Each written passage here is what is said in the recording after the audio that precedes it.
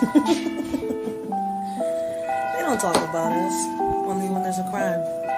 Would you believe me if I was to tell you that in this world, with or without money, we're all rich, even the poor?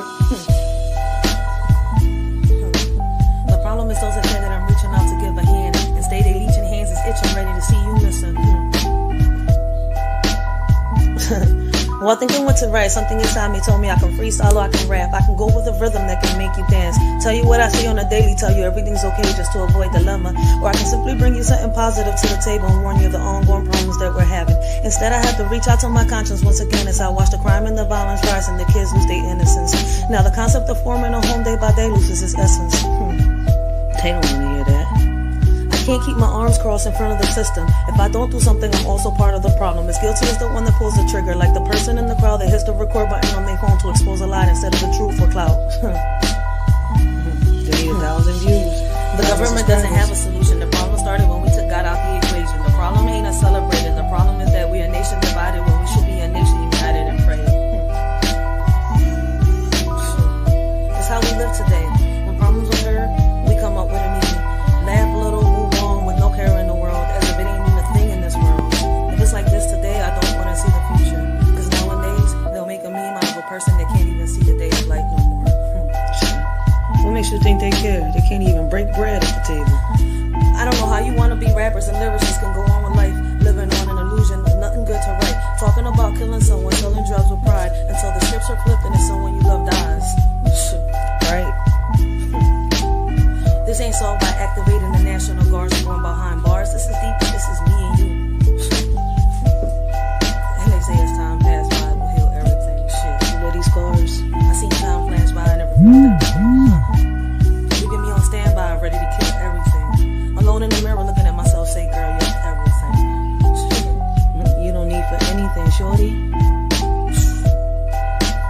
So unless you walk a mile in my shoes, don't say anything. Just take a minute and listen so you can consume everything. Me and you are not the same, so make sure you look both ways when you cross me, and that's on everything.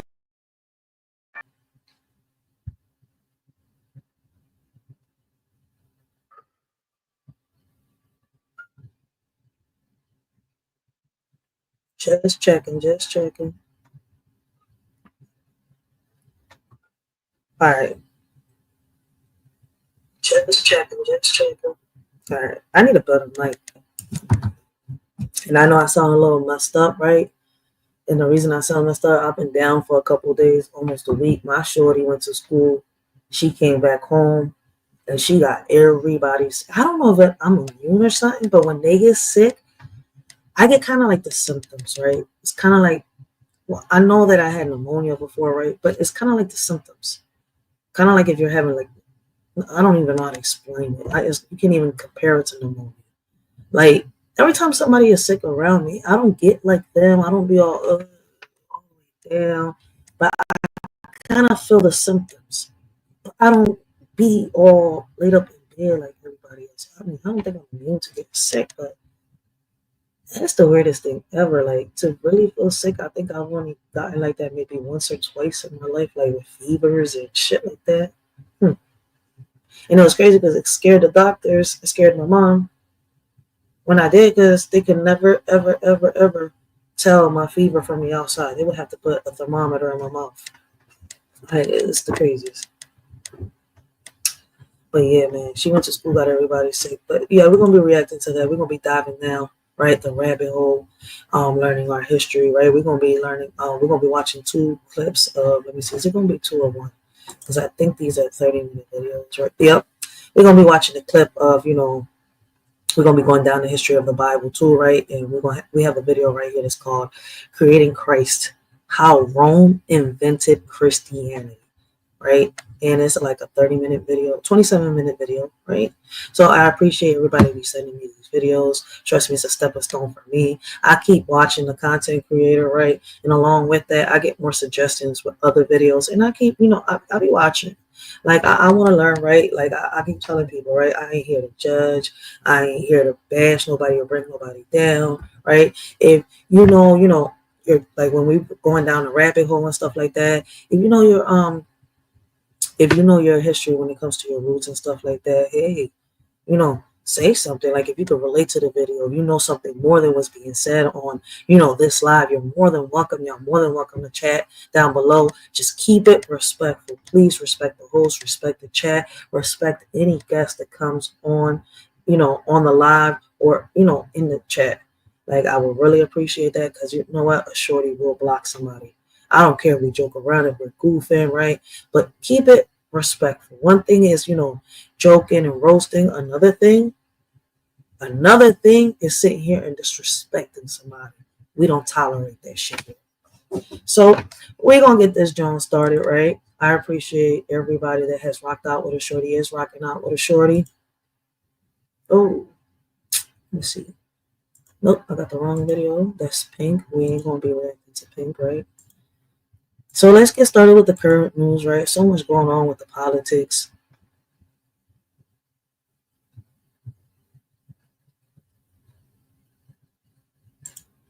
There's so much going on with the politics, right?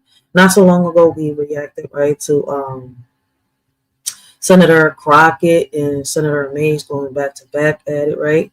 It kind of turned into, the hood in them Senate meetings, right? As crazy as it is, right, their behavior should have been a little better, right? A lot of people, is coming to people that are, speaking on, how the incident happened, right? Because, me, I reacted to the behavior, right? As a community activist, I reacted towards the behavior, right? Not towards the person. I don't know this person from a can of paint. I don't know these people from a can of paint, but I do react to the behaviors, right? Because one thing I can tell you, right, I've been to a lot of events, a lot of community meetings and stuff like that.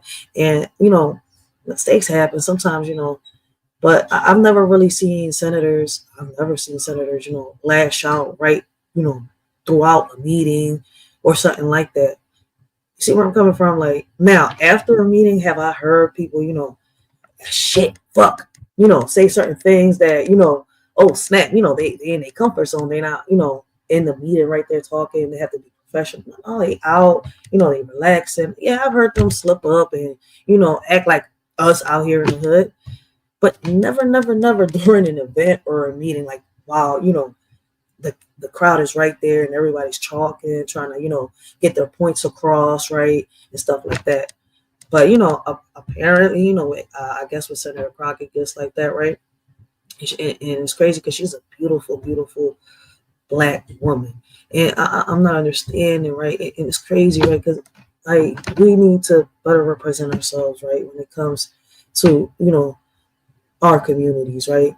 And damn, I gotta look up where she's from, right? Because I know she's not from Philly. I'm from Philly, right? Shit, and I'm over here like, damn, man, everybody's laughing at damn Cheryl Parker. Cheryl Parker, what in the world happened, yo, man? Like, man, with all due respect, right? Like, damn, like, how in the world did you misspell Eagles? Listen, I don't watch sports. I don't get into none of that shit. I really don't get into sports. Now, if somebody in the sports or a celebrity person, commits a crime, ends up being a predator, some shit like that, okay, we exposing that shit here on this channel, right? But other than that, man, mostly we do more with real life events, right? Current events and stuff like that, reviews, reactions, yeah, we do that. But damn, like, listen, I'm sitting here trying to figure how in the world did she misspell Eagles like that? Like, she didn't just miss 2 to 3 letters. Like, come on, Cheryl Parker. Like that, she was like, yeah. Like, she was for sure. She got that spelling right. I'm sitting here like,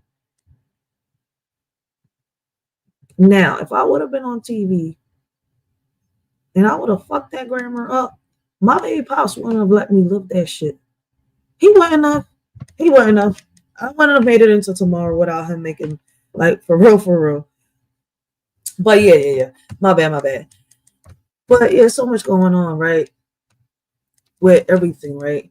With the senators, with with the presidential election. You got, Trump signing all these executive orders, right? That gotta go through the Supreme Court and all that.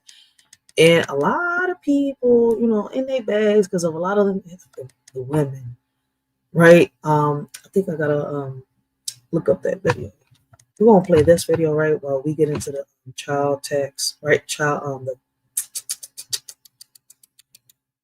The taxes and child support law. My bad. So we're gonna get into that in 1 second, right?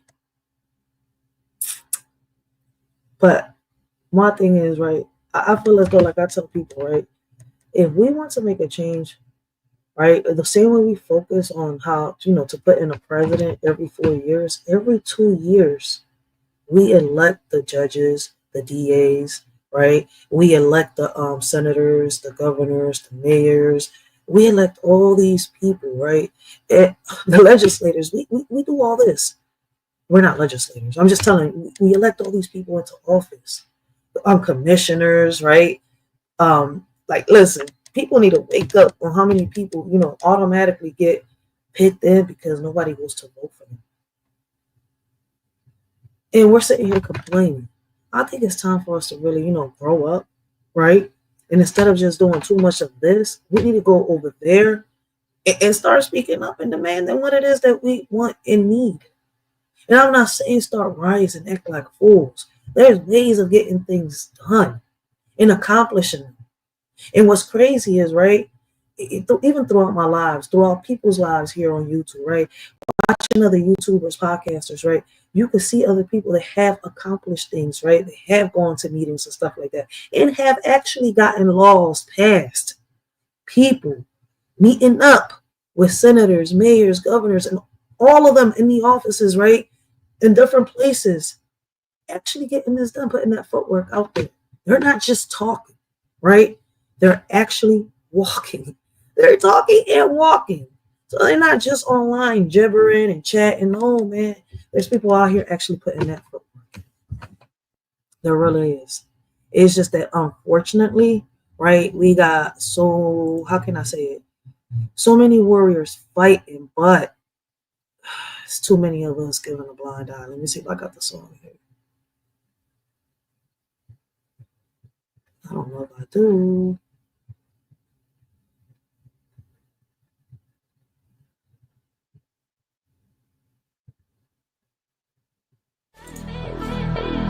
In this world of blame and shame, we point fingers, we play the game.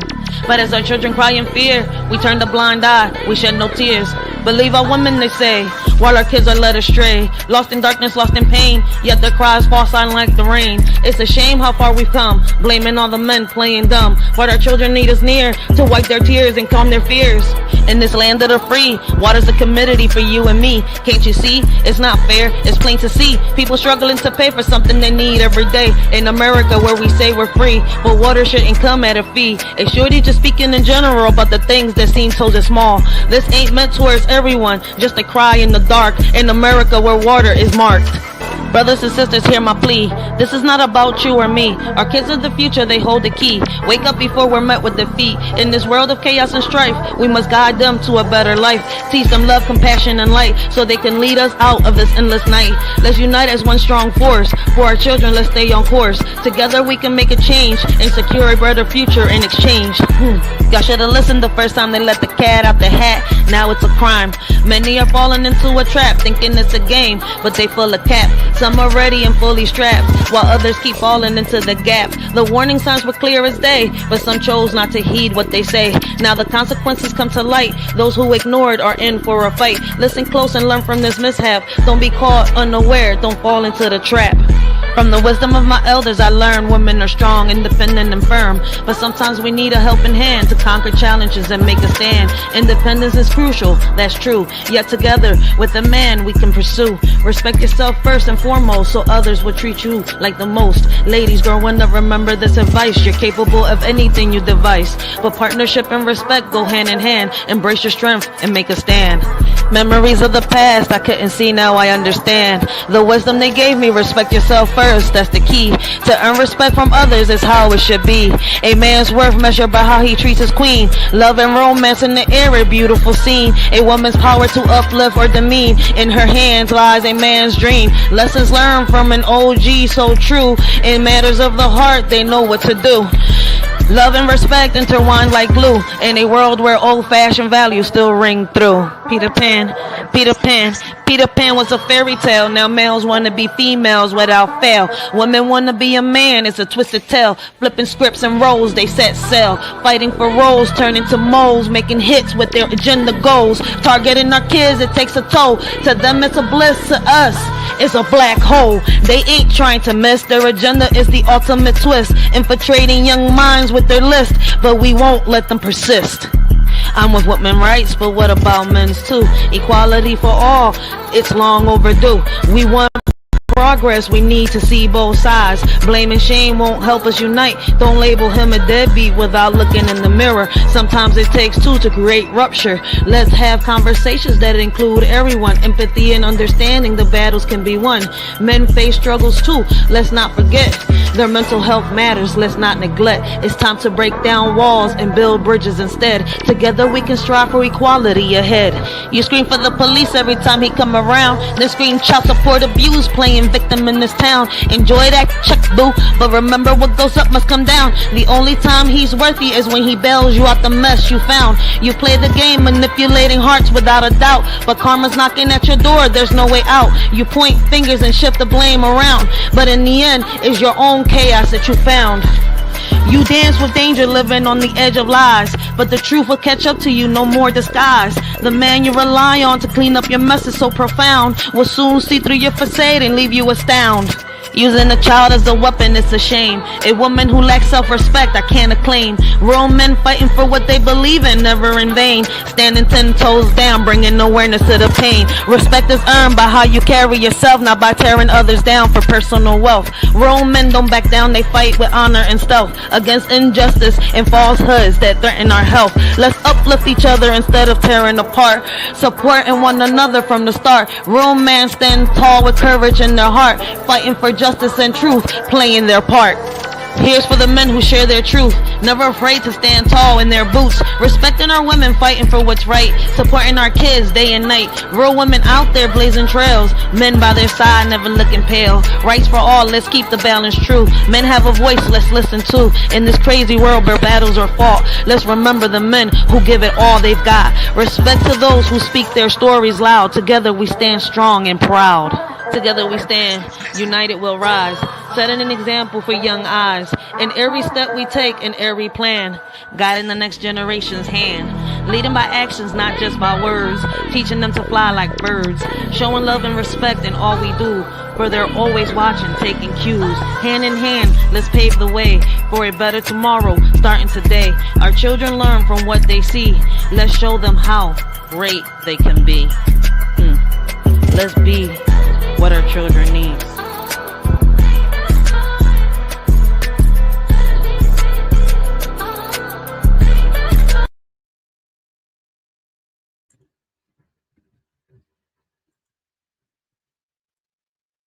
Blessings, Ray. Blessings, how you doing? All right, so which one should we do? All right, let's start off with this video, and then we're gonna play the other video, man. All right, so I'm hoping that that lyrical poem right there, could sum everything that I wanted to say instead of making a long, a long. How can I say it?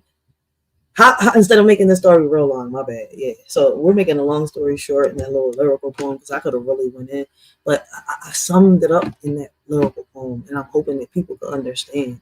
And it's crazy, right? Because Trump is now signing all these executive orders and all that stuff, right? And with one of them comes the child support law, the taxes, and all that stuff, right?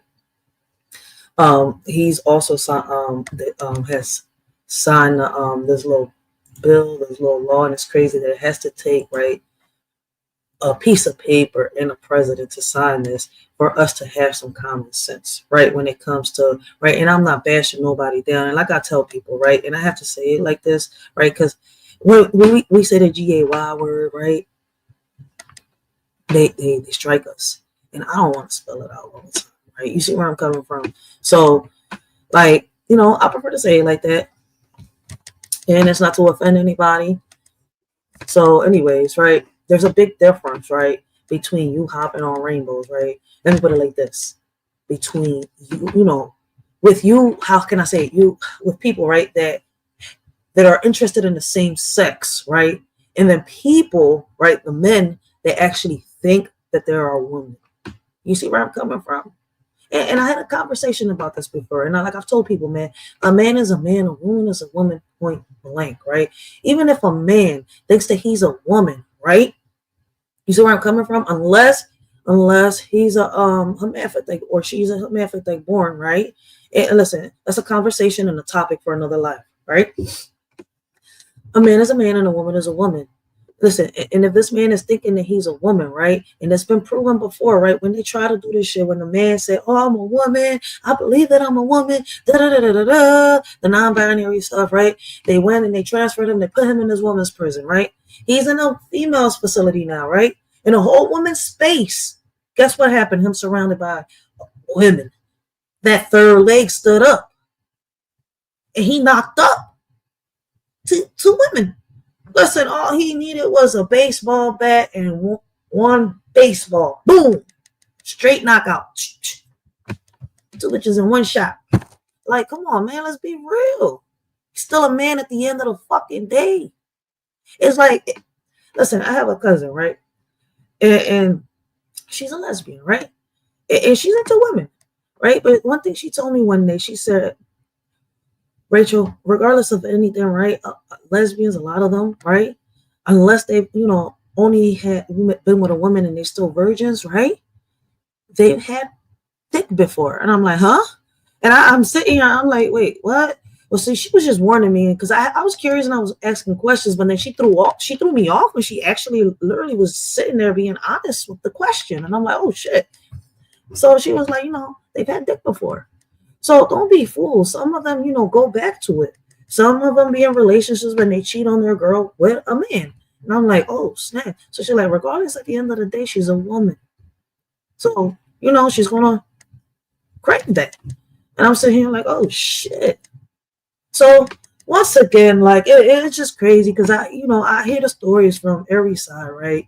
And I'm sitting here like, regardless, at the end of the day, a man is a man, a woman is a woman. So, like, I don't care how much a man thinks he's a woman or a woman thinks she's a man. Your organs tell you otherwise. But, let's continue because we're not about to get into, a whole, how can I say, this is not biology. This is not, listen, physics. It ain't. But anyways, we got the beautiful Miss V in the building, man. Make sure y'all go check out Miss V. Miss V, you can always leave your link anytime you come in here in the chat so people can go check you out. Man, make sure y'all go check out Miss V. She does the crime podcast show and let me say her podcast name, MTGV Crime Podcast. Make sure y'all go check her out. Y'all will not be disappointed. And it's crazy, man. Like I tell people, man, she really motivates me. Like I haven't done a little crime videos in a minute, but she motivates me. And I be watching her in the bushes, man. I listen while I'm cooking, I'm cleaning, and I'm up and down. I'm sitting here like, man, I got a 2-story house. Plus a whole bathroom I gotta be cleaning sometimes, right? So like, man, 3 or 4 days out of the week, trust me, I got OCD. So nobody judge me. And there's times where I do get lazy, and then I have to really be cleaning maybe more than just 2 to 3 days out of a week. Because I get real lazy and, I be caught up doing everything, errands, doing this and doing that, trying to, help my baby pops and stuff like that. So it's kind of like, he does a lot for a shorty. So I love listening to Miss V in the bushes, yo. Like sometimes I pop up, right, when I'm able to sit down. But my little ass be, sure, they be having me in here like I'm Cinderella, right? But I have no stepmom. It be my own kids. So no, I'm just playing. Let me stop, yo. Let me stop. Oh, man, I enjoy the life of, listen, I really enjoy the life of a mom. What I don't enjoy is, right, being stuck in the house 24/7, not being able to work.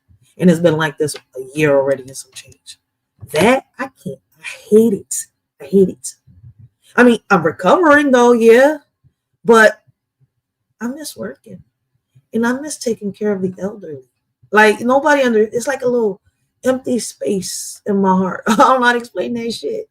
Like I used to love going to take care of them at nighttime, take care of their, listening to their stories was the best. I didn't need a book. I didn't need nothing but my imagination. I swear to God. But, you know, let's get this podcast started. I've been jabbing. I've been talking. I've been chatting the whole time, right? Let's get started instantly. Fox co-host slams new woke term for women. So I apologize for that. Make sure y'all go check out this video. Great, great, great content. Have made it official, an official policy of the United States, that there are only two genders, male and female. And we will have no men participating in women's sports, and transgender operations, which became the rage, will occur very rarely. I love this. Common sense. Boys are boys, girls are girls. Back in the United States. Well, at least for some of us. There are many, many instructions in this one executive order to, in essence, exclude trans people from various forms of shelter system under the auspices that a trans person is an inherent threat to non-transgender women. Okay. Women. We're called women. Joining me now is non-transgender man. Or cisgender Charlie. I never did get that. Charlie Hurt, Fox and Friends weekend co-host. Charlie. So it's gone from women to cis women, now non-transgender women. It's like the nomenclature about illegal aliens. That's changed too. But what's it going to be next? Exactly. You know, I thought it was inappropriate to misgender other people, but apparently that's what this lawyer, who is, I don't know whether male or female, is doing by coming up with this new. I mean, he says it's inappropriate to misgender people, right? Listen, if they think I'm a nigga, then a man, that's on them, my bad. If they think I'm a man, that's on them. Like, I know what I got in between my legs, and it sure as hell doesn't poke out. So, shit, I got two perfectly good melons in my chest. I hit the top of it, see, right here, because I can't hit the bottom part. Shit, I be like a little right here. But anyways, shit, I know I'm a woman. So if somebody says, sir, I just ignore them. I learned when I was younger, I used to be like, motherfucker, who the fuck you think you're talking to? Like, but anyways, man, it's like, but how can you? Like, can't you tell? Like, even when you look at the Adam's apple, you can't tell if it's a man or a woman. How do you misgender somebody? Why would you feel offended, right? Because somebody, you know what's crazy? You know how many people that I know that are in that, in that community, right? That don't get offended when, there are men that are in the, transitioning into that, right? Transitioning into women, or women that are transitioning to be men, right? I know a few of them. And it's crazy. I've had, conversations with them out here in the hood and stuff like that, right? I know one that's personally, right? How can I say it? My old head's daughter's godbrother. So it's kind of like, I've had questions, and it's like, to them, they don't get offended.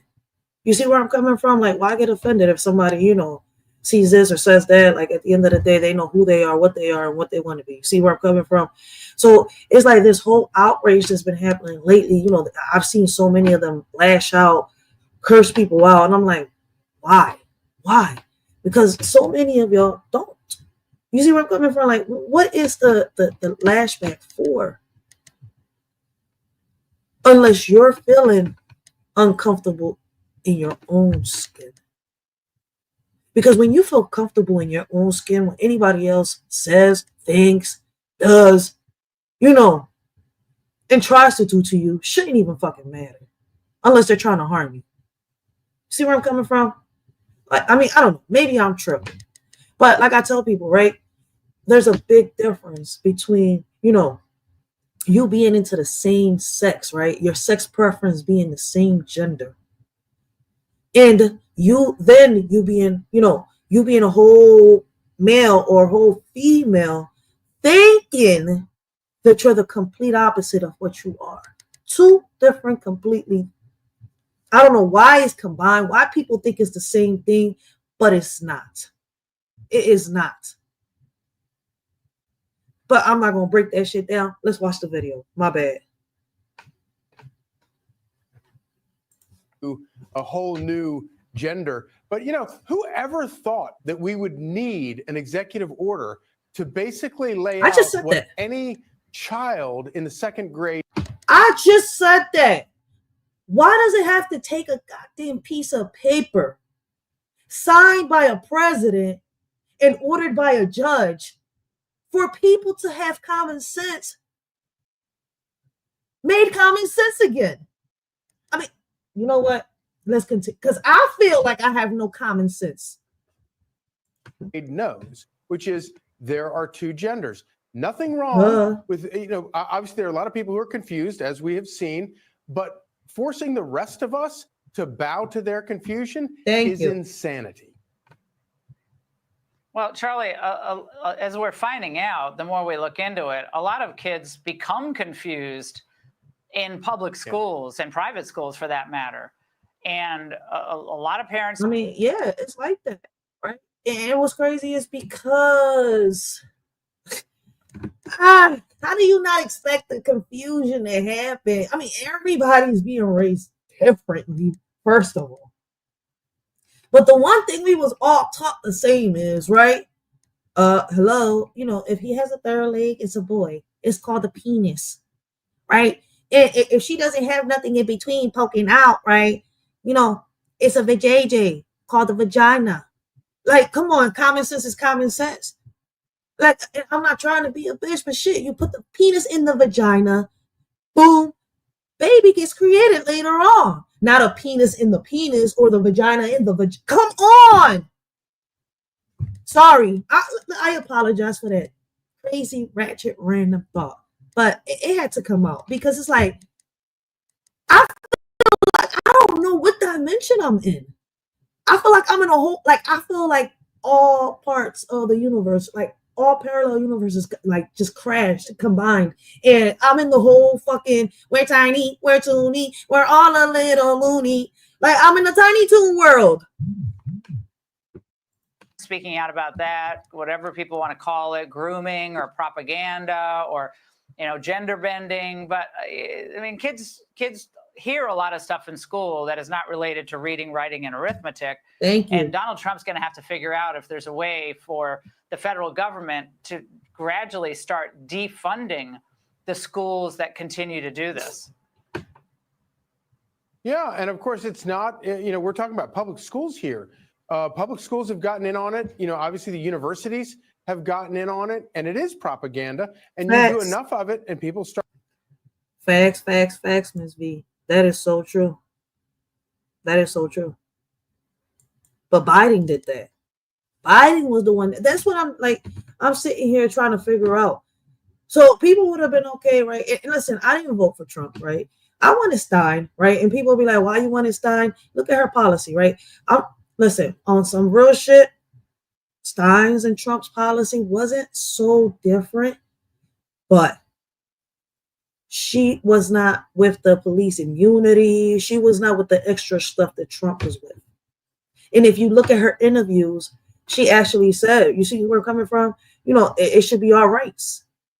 And it's like, even though Trump says it too, though, like when it comes to like the women's rights, all that stuff should be taken to the legislators. That's a fight with the legislators, within our own communities, within our own city, within our own state. Why people keep trying to take it federal, to the government? I don't know.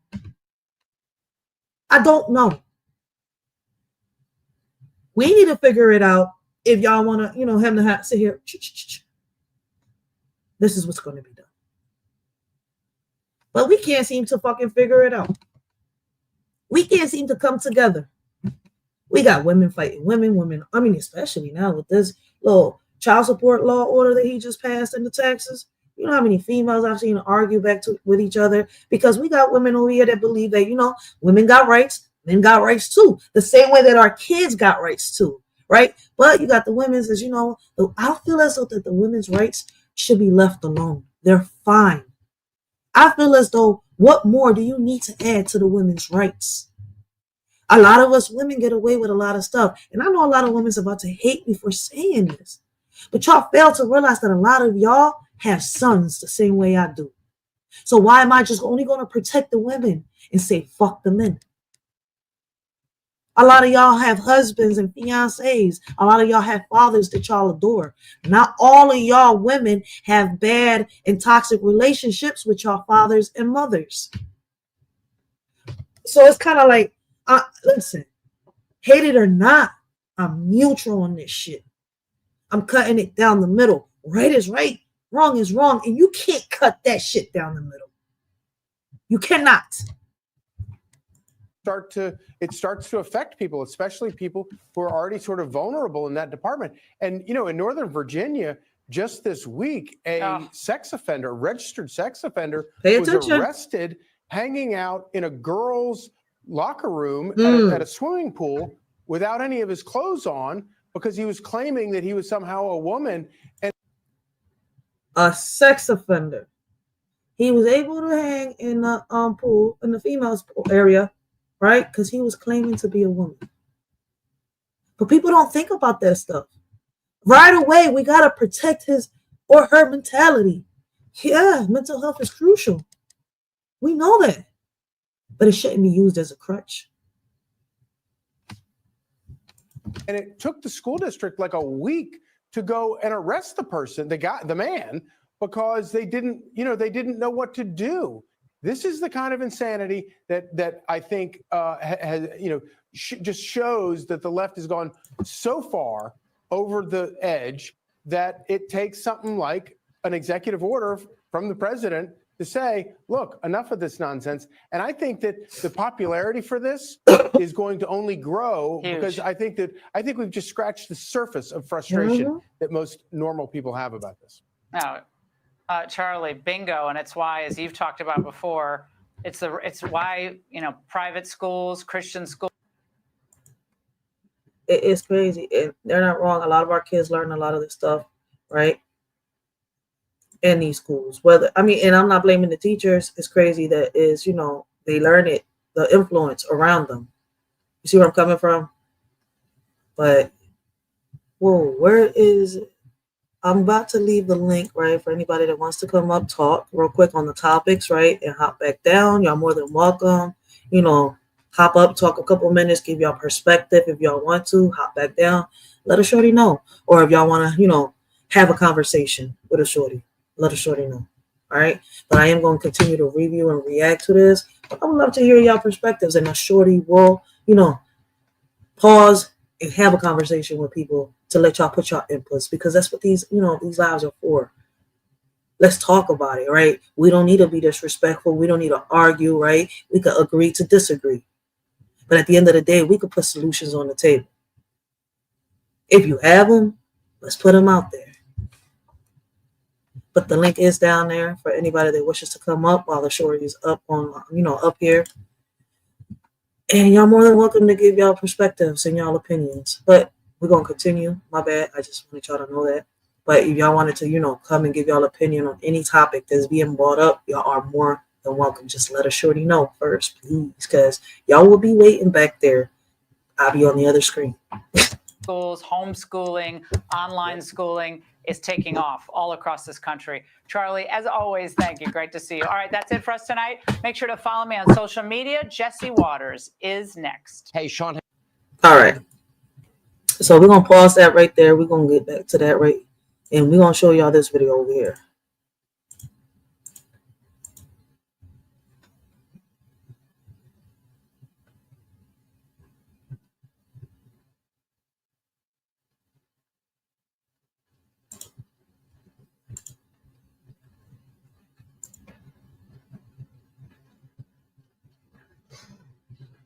Wait. I don't want no eggs.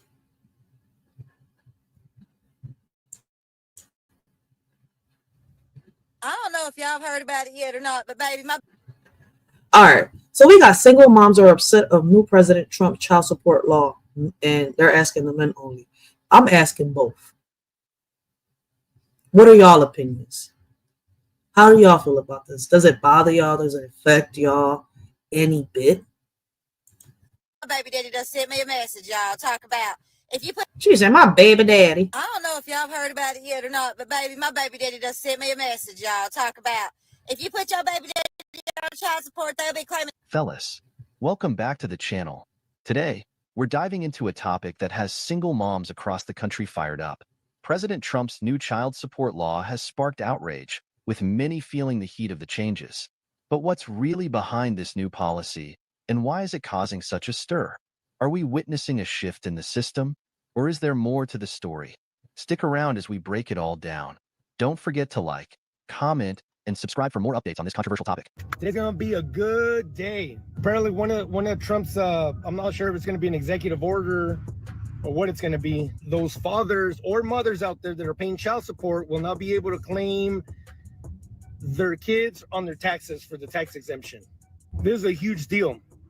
There's a lot of parents out there, both fathers and mothers, that are getting screwed over with child support, right? Especially, I know it varies from state to state.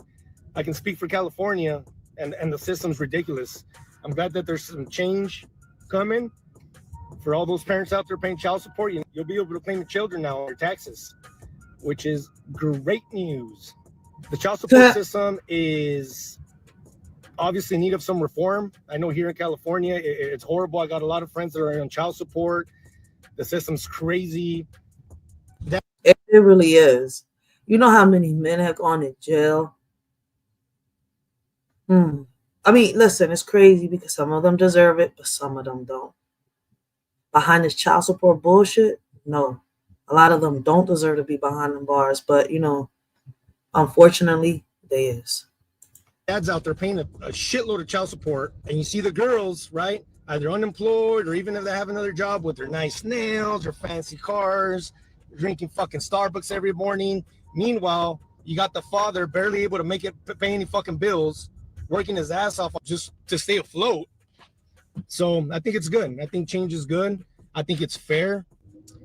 I want to know how all those parents that have been paying child support, what do you guys think about this? Right? All the fathers and mothers out there. I know there's a couple, they're rare, but they're out there. I would love to hear y'all opinions. This new law that's going to go into effect. I could imagine the people that are getting child support, waking up this morning and seeing that news. He's saying that the current administration might make changes that could stop mothers or child support receivers from claiming the child tax credit. And honestly, a lot of people are already up in arms about it, especially the ones who have been benefiting from the current system without ever questioning its fairness. Now, here's the thing. There's no direct correlation between paying child support and being a good father, just like there's no guarantee that receiving child support makes someone a good mother. It's not about what's written on paper. It's about what you actually do as a parent. And that's true. And I've seen so many fathers out here trying to be a part of their lives. And I swear to God, they working off like slaves, just trying to be a part of their kids' life. And they really don't get that chance. Like y'all heard it in the lyrical poem. And I'm not speaking to every woman out there. I'm speaking in general. If the shoe fits, wear that bitch. And if it doesn't apply, let it fly. Because not every woman is like that. We got so many good women out here, warriors, fighters, and they don't get appreciated. Like, hold on one second. Let me see.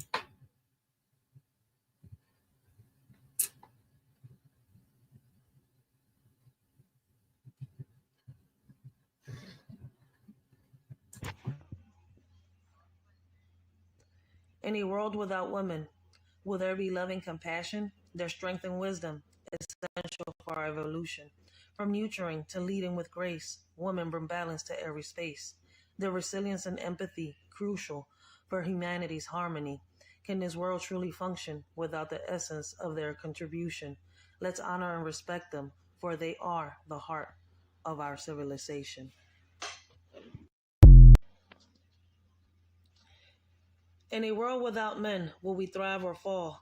Could we find balance, or will chaos call? Strength and power they bring, but also strive. Can this world function without them in our life? Leaders and workers, fathers and sons. Their absence may leave us all in the run, but empathy and grace can fill the void. Can this world function without men deployed? Yet women have risen strong and true, breaking barriers, making their debut. Together we stand, hand in hand. Can this world function without man's command?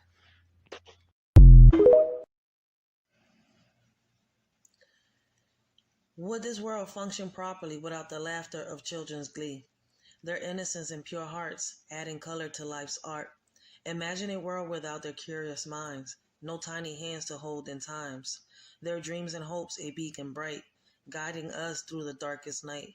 For in the eyes of a child we see the possibility of what could be, their love and light, a gift so rare, a world without them we cannot bear.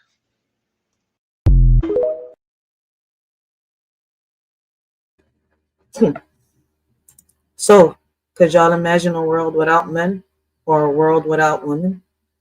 Imagine a world without kids. We so busy fighting each other, we can't even come together to find a solution to the problems that we have now currently facing us that are going to affect our kids in the future. Y'all want to pinpoint the blame on the next person without taking accountability for your own actions. But maybe I'm tripping. Maybe I'm just talking shit. I don't know what the fuck I'm talking about. So let's continue. What do y'all think about this new child support law? I would love to hear y'all opinions. Does it really affect you? Is it, going to harm you in any way? I mean, I've given my opinion when it comes to relationships before, right? I don't really speak on it because people get in their feelings, right? But I've given my opinion. I've given my opinion when it comes to a parent's point, right? My opinion, on so many things here, right? And like I tell people, right, there are times where some women, right, need to, feel that you being pulled on you. The same way that there's times where men need to feel that you being pulled on you.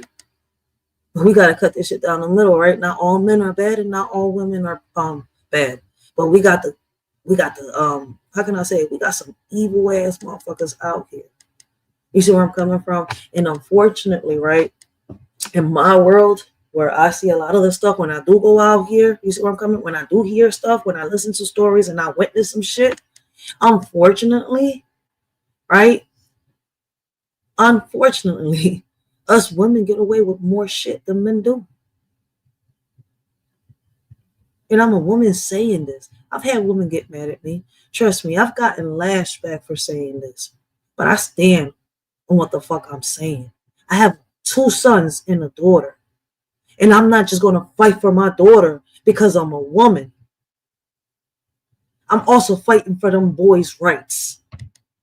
I'm also fighting for a better future for them to live in. I want my daughter to be just as comfortable as my sons. And I don't want them to be treated the same. But it's crazy, right? That sometimes you have to pull a U on somebody for them to understand certain shits. It's crazy.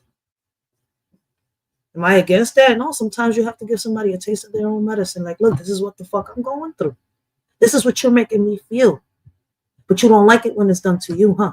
I'm sorry to say it, but it's the truth, man. Sometimes some people need to smell their own shit. And it's very toxic. But let's continue, man. There's so much shit that's not right around us, right? But we're the only ones that can fix it. And it has to start individually. Motherfuckers want to sit here and try to help somebody else when they can't even help themselves. We need to get our morals and our priorities on check. Let's be real for a second. Plenty of dads out there are paying child support religiously and still don't get to see their kids. They're treated like walking ATMs, funding a household they're barely allowed to be part of. Meanwhile, the mothers in these situations have full control over the tax benefits, plus the child support checks. How does that add up? Think about this. Child support is already calculated to ensure the child's financial needs are met. It's supposed to level the playing field for the parent who has the child most of the time. So why, on top of that, does the tax credit automatically go to the same parent, usually the mother, every single year? At what point does the father, the one actually providing financial support, get any recognition for his contribution? And let's not pretend this system is perfect. There are plenty of women out there who use child support as a weapon rather than a tool for their child's benefit. They collect the money, claim the tax credit, and then act like the father's efforts are insignificant. Meanwhile, some of these men are struggling to make ends meet because half their paycheck is gone before they even see it, all while they're denied time with their kids. If the rumors are true and changes are coming, it's about time. Fair is fair. A system that automatically prioritizes one parent over the other without considering the full picture isn't just outdated, it's broken. Fathers who step up and provide financially should have the opportunity to benefit from tax credits, just like mothers do. It's not about taking away, it's about creating balance. So there's a lot going around on TikTok about Trump changing tax laws, and therefore, if you pay child support, you have the right to claim a child on the child tax credit, et cetera, et cetera. And while that is mind blowing, like if you just because you pay child support doesn't mean you should get the right to claim the child, because your child support is probably actually a discount in all reality for Hey, not being a yo, primary parent, because a primary parent pays for a lot more than what your child support. wait, she said a child support is actually being a discount. Listen, I've heard moms where the coin has been flipped on them, right? And I'm saying, like, you pay child support? She's like, yeah, man. Shit. She's like, she regrets doing it. Like, when the scripts were flipped, man. Listen, I'm not going to put people's business out there. But y'all get my point. They regret doing certain things to the men, knowing that these men didn't do shit to them. I understand when a man has done something to you. But even with that, right, still an eye for an eye when you got kids involved, that shit backfires, man. It backfires. You got kids involved. That shit is not going to hit neither one of y'all too. Y'all affecting the kid.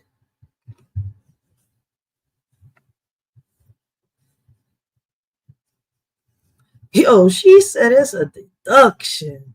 Man, say that to the mamas that got to pay child support now that know what the daddies got to go through. They asses got to get up, work 2 to 3 jobs now.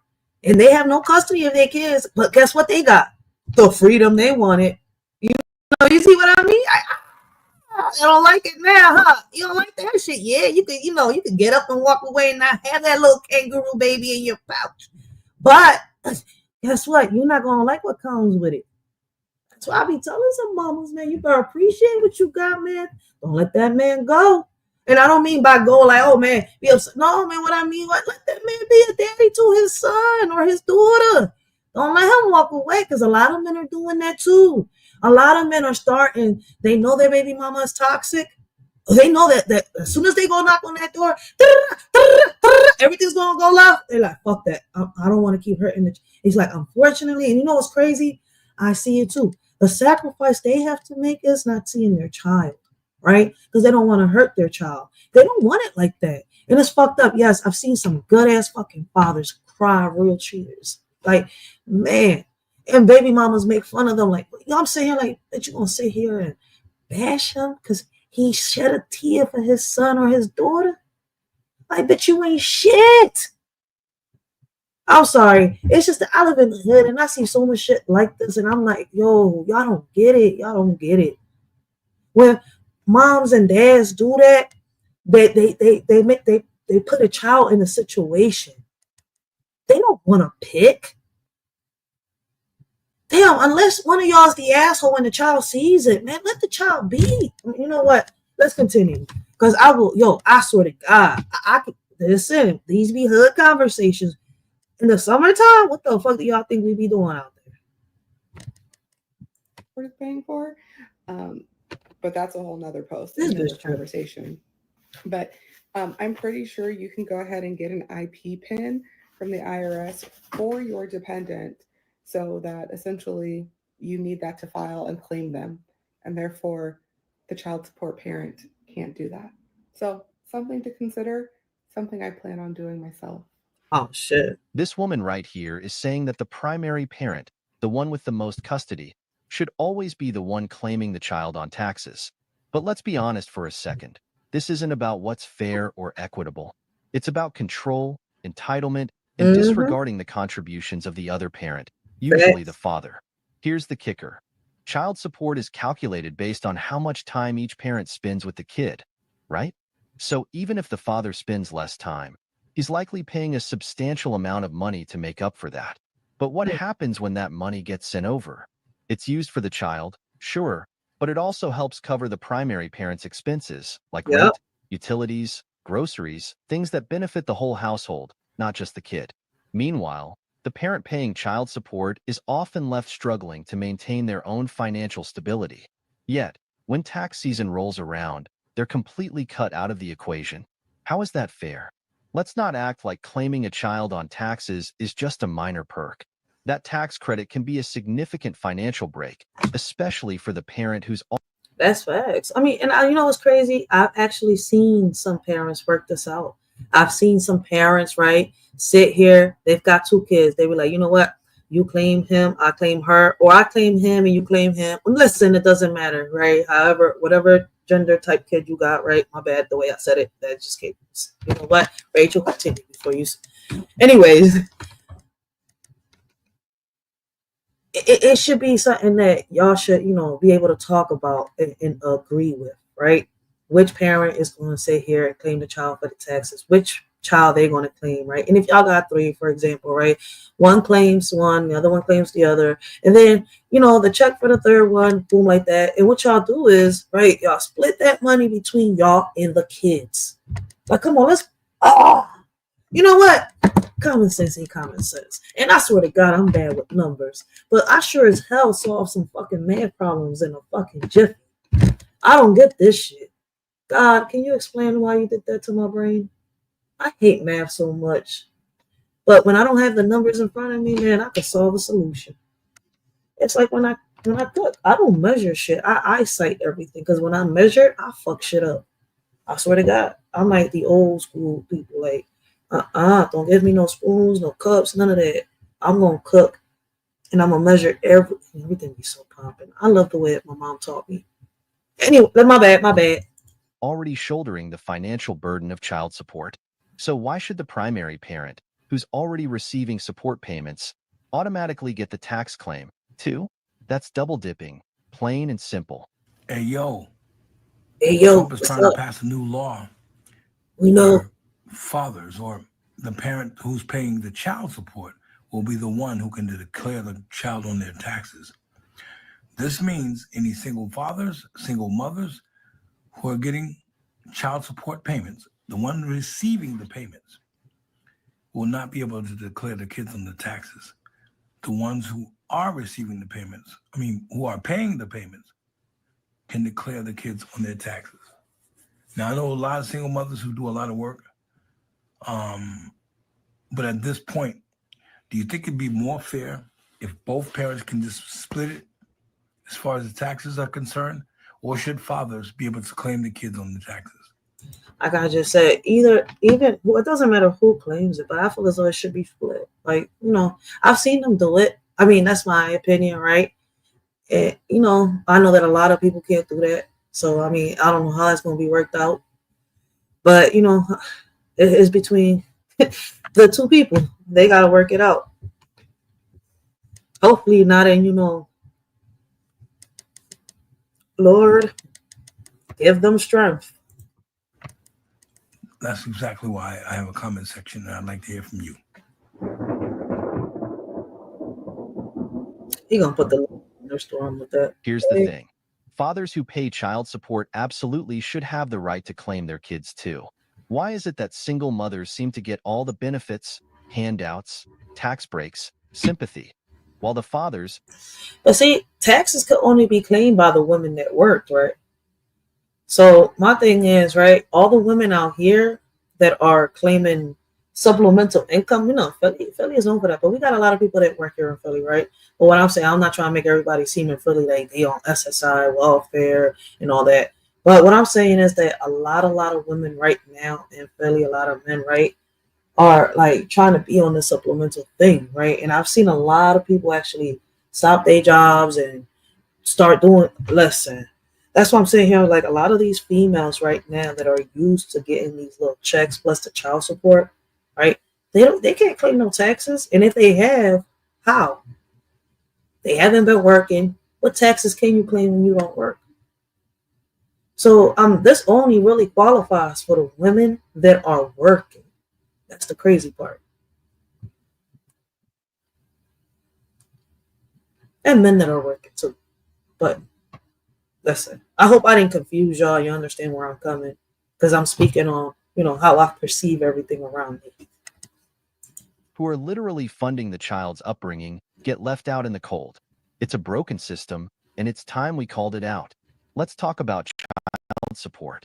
Fathers are expected to fork over a hefty percentage of their income, often to the point where they're barely able to keep a roof over their own heads.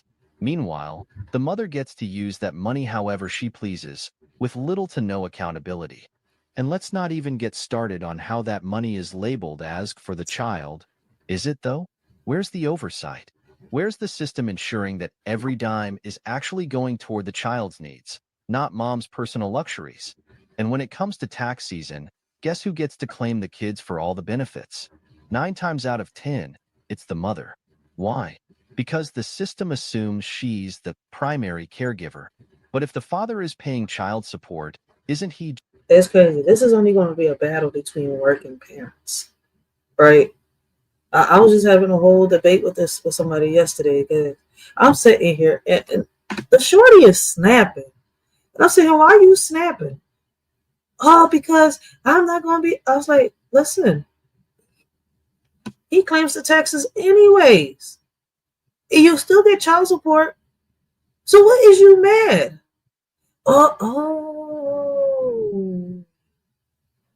The whole time he wasn't claiming the taxes. You was paying somebody else to claim your child. And you was getting the money.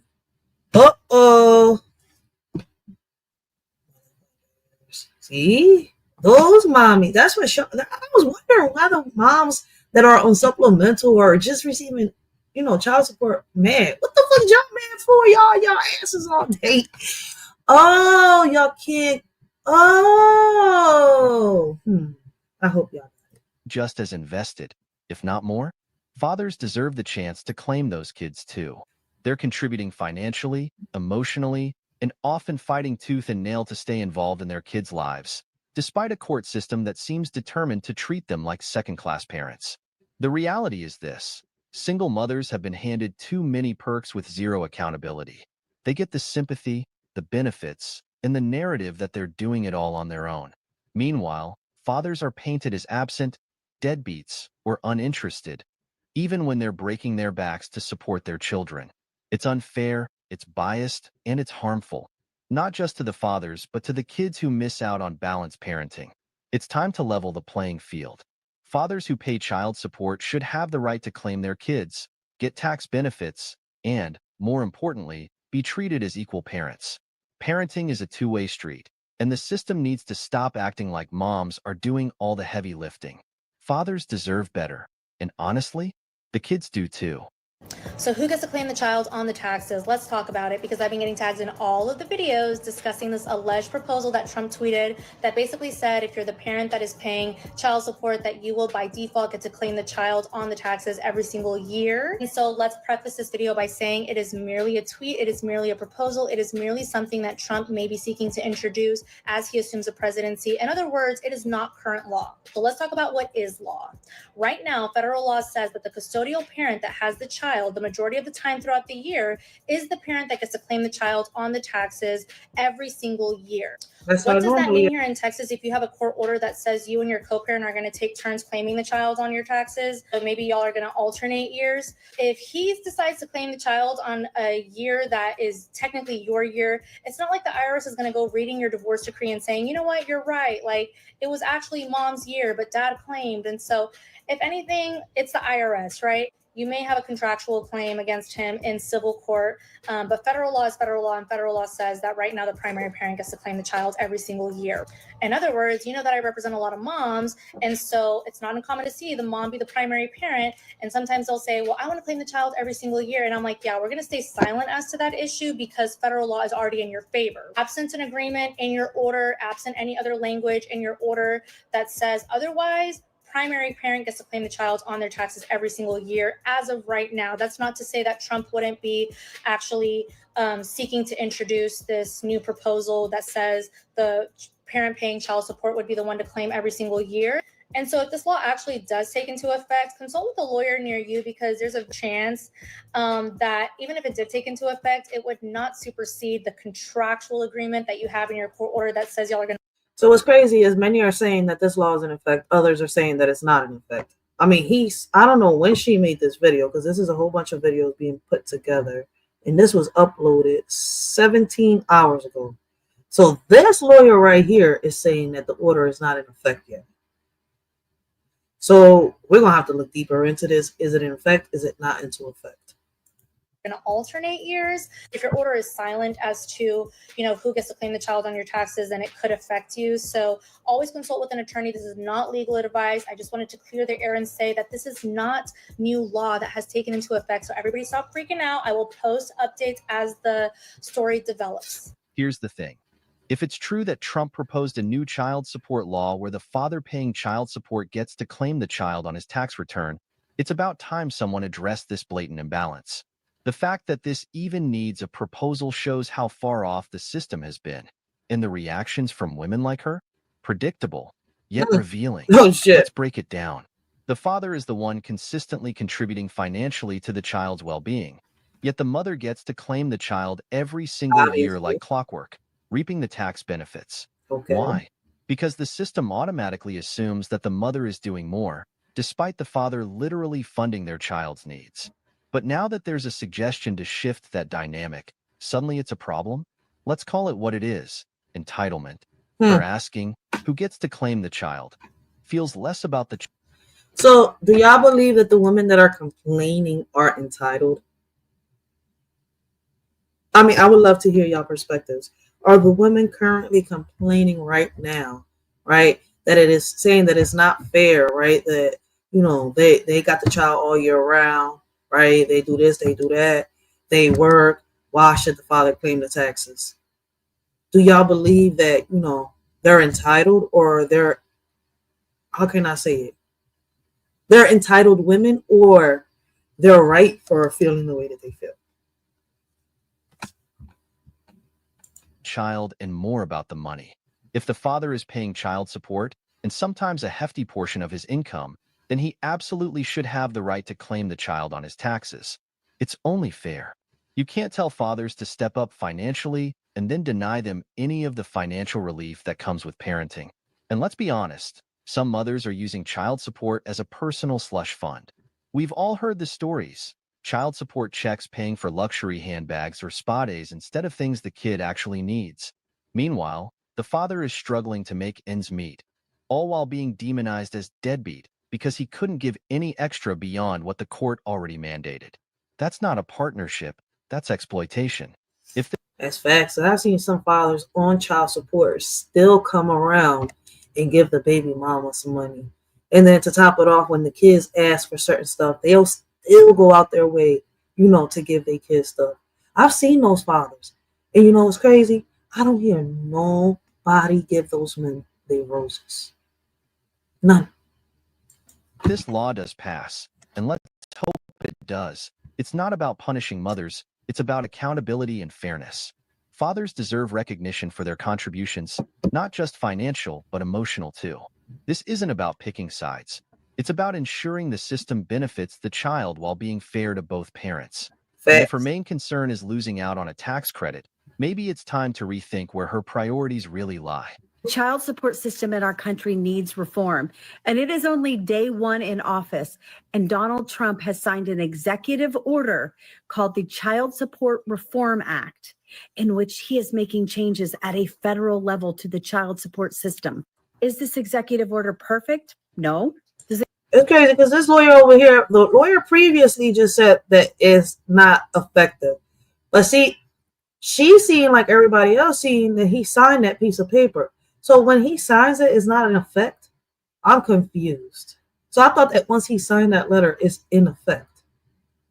I mean, I guess. Does it solve everything? No, but it does more to help fathers or child support payers, which are predominantly fathers, than any other federal act has done in years.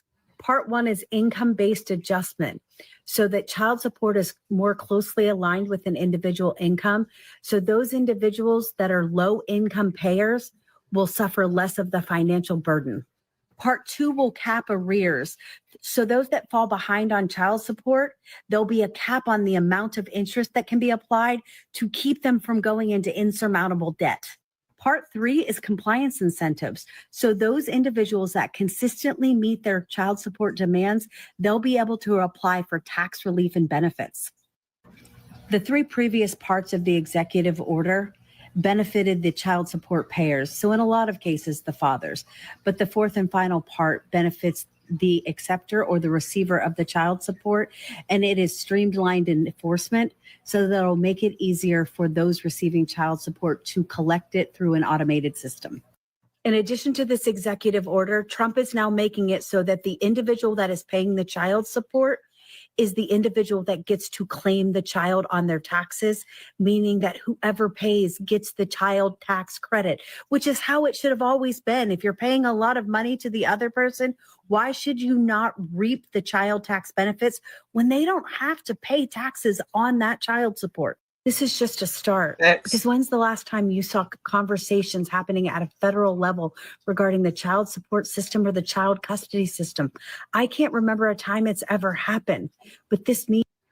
I don't think I've ever heard of a time ever happening. If anybody has heard of a time of this ever happening, besides the first time it got put into place, right? Shit, let us shorty know. I would love to know. Means that now there's a stage. Now there's a place that we can go and get rid of the corruption in the family court, that we can start addressing the problems within the child support system. It starts small for it to get big, and we've got a starting point now. This is a good future for a lot of dads out there and some moms that are also assessed with paying child support. Right now, the system often guts good parents, especially fathers, by demanding child support without considering the financial or emotional impact on the payer or the child. Think about this.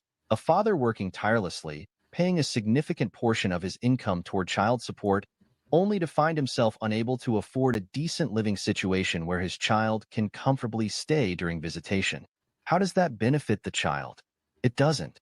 Instead, it creates an unbalanced environment where one parent, usually the mother, has all the financial leverage while the other struggles to stay afloat. And here's the kicker. Courts rarely ask where that money is going. The assumption is that it's all being used for the child, but we know that's not always the case. Fathers are expected to trust the system blindly while living with no financial breathing room and little to no say in how their contributions are spent. Meanwhile, the child might not see much of that money in tangible ways that improve their life. It's heartbreaking to see good parents, those who genuinely want to be involved in their children's lives, get labeled as deadbeats simply because they're financially drained by a system that doesn't care about their circumstances. The impact on the children is just as bad. They miss out on quality time with their fathers because dad is stuck working overtime or can't afford a safe space to spend time with them. This system needs a complete overhaul. There has to be accountability for how child support is spent and more equitable solutions that allow both parents to thrive. Fathers deserve to be more than just wallets. They deserve to have a meaningful presence in their children's lives without being financially crippled. And most importantly, the focus should always be on what's truly best for the children, not just who can collect the most in support payments. Real quick, let's talk about the Trump and child support. Let me tell you that no one should be claiming independence if you're not caring for that child. If you're not physically waking up every day to get that child ready for school, taking them to school, going shopping, cooking for them, bathing them, getting their clothes ready, washing their clothes, folding their clothes, attending school things. It's crazy that we all got the option to co-parent if both parents are stable and mentally able to take care of these kids. But there's always a battle, especially here in the hood.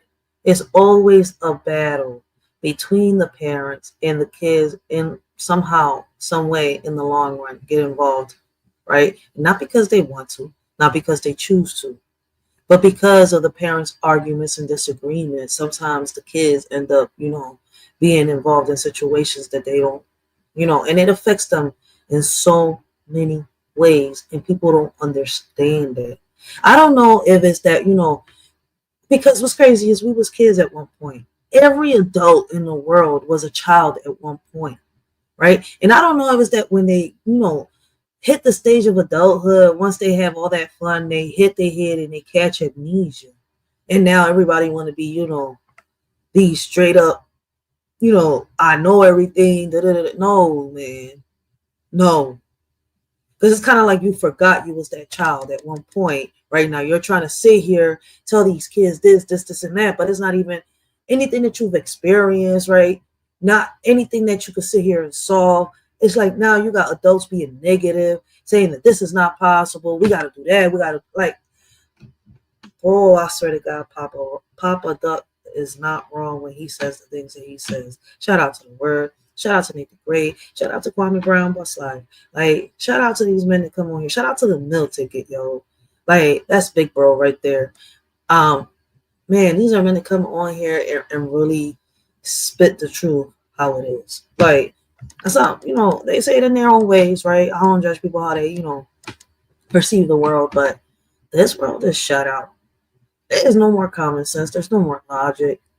It's like, I don't know. It's like somehow, some way we've managed to pull the matrix out into reality. It's like, I don't know. I think we're sunk into the matrix. Doctor things, taking them to haircuts or hair dones, or you catch my drift. If it's not just about financial support, it's about physically being there. And if you're not sharing that responsibility, you should not be claiming dependence. How can some fathers claim that? I don't know if it's that money to turn the. I mean, listen, if y'all don't love each other, y'all don't got to be with each other. You see where I'm coming from? Y'all don't want to be with each other. There's no chemistry. Okay.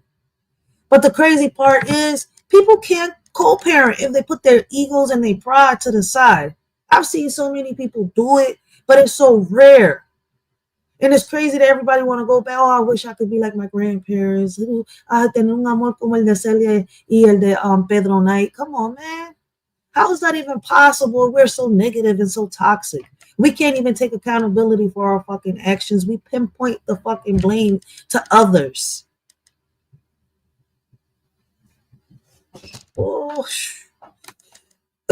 that's why, listen, my daughter look at other relationships, right? And she sees stuff on TV, and she looks at the way me and her father are, right? And how, I am with his baby mom and how he is with her and everything. And I'm sitting and she's like, why is it that y'all like this? She's like, Mom, well, they say that if men do this isn't like that, that means that they're doing this. I'm like, no, baby girl, it's not always true.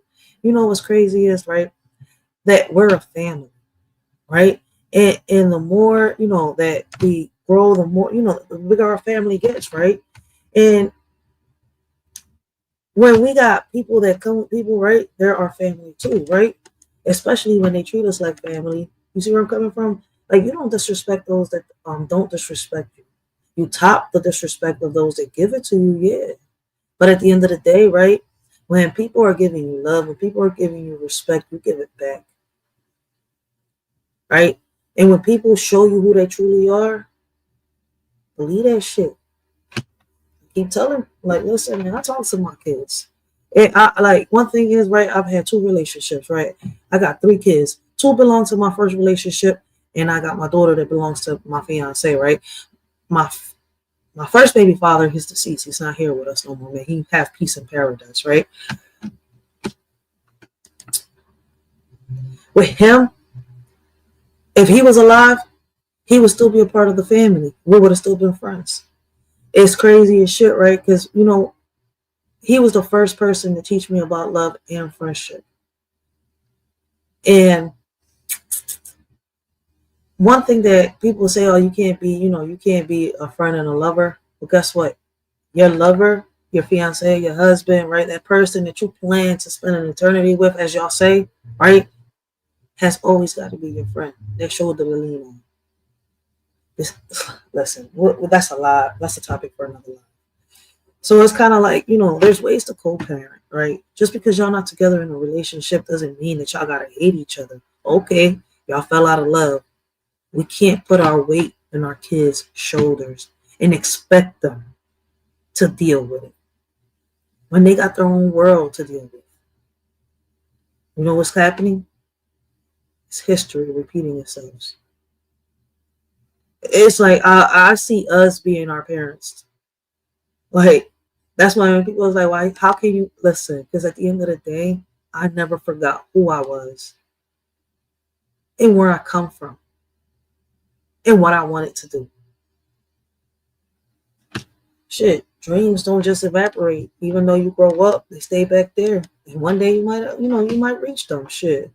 But at the end of the day, we're in reality right now. Like, there are ways to cope with it, but people don't seem to understand it. That is what separates the two. And people forget that there's a lot of mothers who don't do this, and the fathers take, and step up and do this. They're the main provider for the child, and the mothers are absent parents. And there's also grandparents, aunts, so on and so forth, who take the responsibility of other parents. If they're taking care physically of this child, they're the ones that should be claiming these dependents, not just support, not just financial support. It takes more than that. And if you're a parent, a single parent, you understand that it's not just about finances when it comes to taking care of your child. It's the disrespect and the audacity for me. Here's the thing. This argument is an attempt to minimize the contributions of the parent providing financial support, often the father, and that's just not right. Financial support is a critical part of raising a child. It's not just about handing over money. It's about ensuring that the child has a roof over their head, clothes on their back, food on the table, and opportunities for a better future. Let's break it down. Yes, the parent doing the day-to-day tasks like cooking, bathing, and folding clothes plays a vital role. But let's not act like those responsibilities can exist without financial backing. Who's paying for the food that gets cooked, the clothes that get washed and folded, the Everything gets turned utilities into a that keep the debate. lights on and the water running?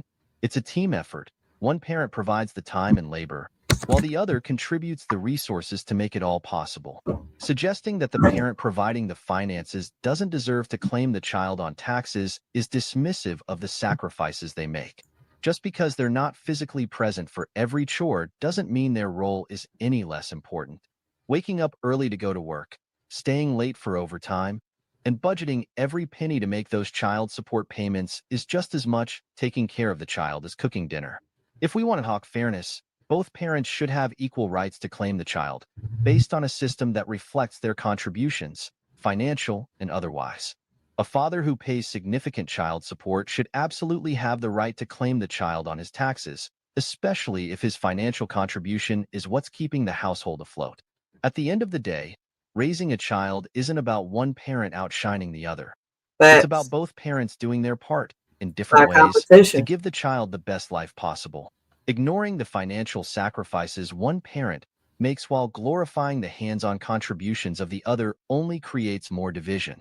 Instead of playing this blame game, let's push for a system that values and respects both roles equally. I don't know if y'all have heard about it yet or not, but baby, my baby daddy just sent me a message, y'all. Talk about if you put your baby daddy on child support, they'll be claiming the kids on taxes. Man, I ain't even been able to claim my own kids on taxes for the past 4 years. Please figure it out. And this is the thing, you put your damn self on child support. I'm dead. You put yourself on child support.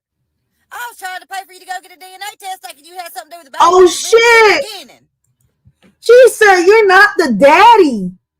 She said, you put your, oh, shit. She's like, nigga, I wanted to get a DNA test. You say, this is your child.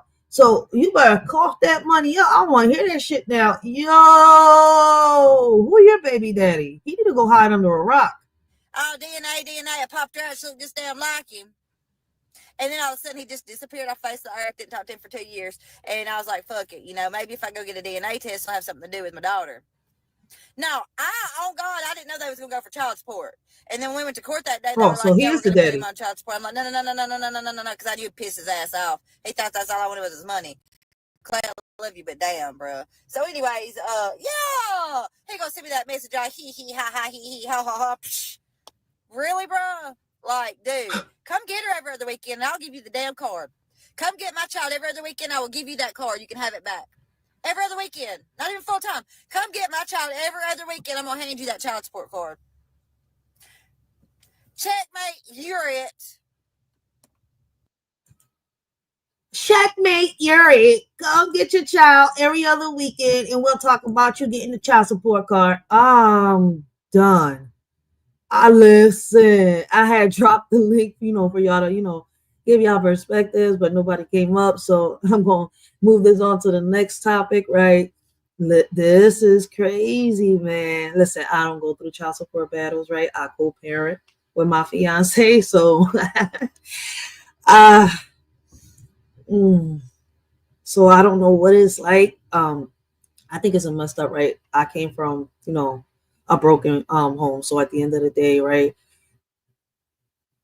And how can I put this, right? Me not just coming from a broken home, I've seen other families, right, that were worse, right, in worse situations than my family, right? And I've seen, the hurt that they went through. So it's kind of like, I wish that a lot of parents would get it together, right? Just for the sake of their kids, at least for them. It's not even about you no more. It's about them now. In this world of blame and shame, we point fingers, we play the game. But as our children cry in fear, we turn the blind eye, we shed no tears. Believe our women, they say, while our kids are led astray. Lost in darkness, lost in pain, yet their cries fall silent like the rain. It's a shame how far we've come, blaming all the men playing dumb. But our children need us near to wipe their tears and calm their fears. In this land of the free, water's a commodity for you and me. Can't you see? It's not fair, it's plain to see. People struggling to pay for something they need every day. In America where we say we're free, but water shouldn't come at a fee. A shorty just speaking in general about the things that seem so small. This ain't meant towards everyone, just a cry in the dark. In America where water is marked. Brothers and sisters, hear my plea. This is not about you or me. Our kids are the future, they hold the key. Wake up before we're met with defeat. In this world of chaos and strife, we must guide them to a better life. Teach them love, compassion, and light, so they can lead us out of this endless night. Let's unite as one strong force. For our children, let's stay on course. Together we can make a change and secure a better future in exchange. Y'all should have listened the first time they let the cat out the hat. Now it's a crime. Many are falling into a trap, thinking it's a game, but they full of cap. Some are ready and fully strapped, while others keep falling into the gap. The warning signs were clear as day, but some chose not to heed what they say. Now the consequences come to light. Those who ignored are in for a fight. Listen close and learn from this mishap. Don't be caught unaware, don't fall into the trap. From the wisdom of my elders, I learned women are strong, independent, and firm. But sometimes we need a helping hand to conquer challenges and make a stand. Independence is crucial, that's true. Yet together with a man we can pursue. Respect yourself first and foremost, so others will treat you like the most. Ladies, growing up, remember this advice. You're capable of anything you devise, but partnership and respect go hand in hand. Embrace your strength and make a stand. Memories of the past I couldn't see, now I understand. The wisdom they gave me, respect yourself first, that's the key. To earn respect from others is how it should be. A man's worth measured by how he treats his queen. Love and romance in the air, a beautiful scene. A woman's power to uplift or demean. In her hands lies a man's dream. Lessons learned from an OG so true. In matters of the heart, they know what to do. Love and respect intertwined like glue. In a world where old-fashioned values still ring through. Peter Pan, Peter Pan, Peter Pan was a fairy tale. Now males want to be females without fail. Women want to be a man, it's a twisted tale. Flipping scripts and roles, they set sail. Fighting for roles, turning to moles. Making hits with their agenda goals. Targeting our kids, it takes a toll. To them it's a bliss, to us it's a black hole. They ain't trying to miss, their agenda is the ultimate twist. Infiltrating young minds with their list, but we won't let them persist. I'm with women's rights, but what about men's too? Equality for all, it's long overdue. We want progress, we need to see both sides. Blame and shame won't help us unite. Don't label him a deadbeat without looking in the mirror. Sometimes it takes two to create rupture. Let's have conversations that include everyone. Empathy and understanding, the battles can be won. Men face struggles too, let's not forget. Their mental health matters, let's not neglect. It's time to break down walls and build bridges instead. Together we can strive for equality ahead. You scream for the police every time he come around, then scream child support abuse, playing victim in this town. Enjoy that check, boo, but remember what goes up must come down. The only time he's worthy is when he bails you out the mess you found. You play the game, manipulating hearts without a doubt, but karma's knocking at your door, there's no way out. You point fingers and shift the blame around, but in the end, it's your own chaos that you found. You dance with danger, living on the edge of lies, but the truth will catch up to you, no more disguise. The man you rely on to clean up your mess is so profound, will soon see through your facade and leave you astounded. Using a child as a weapon, it's a shame. A woman who lacks self-respect, I can't acclaim. Real men fighting for what they believe in, never in vain. Standing 10 toes down, bringing awareness to the pain. Respect is earned by how you carry yourself, not by tearing others down for personal wealth. Real men don't back down, they fight with honor and stealth against injustice and falsehoods that threaten our health. Let's uplift each other instead of tearing apart, supporting one another from the start. Real men stand tall with courage in their heart, fighting for justice and truth, playing their part.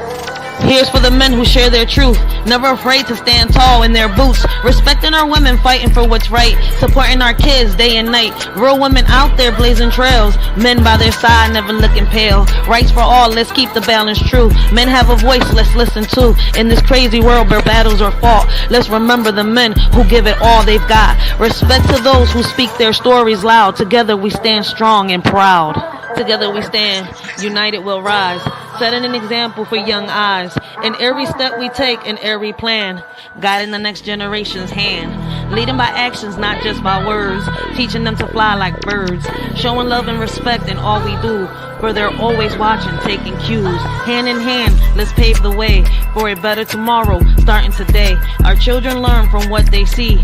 Let's show them how great they can be. Let's be what our children need.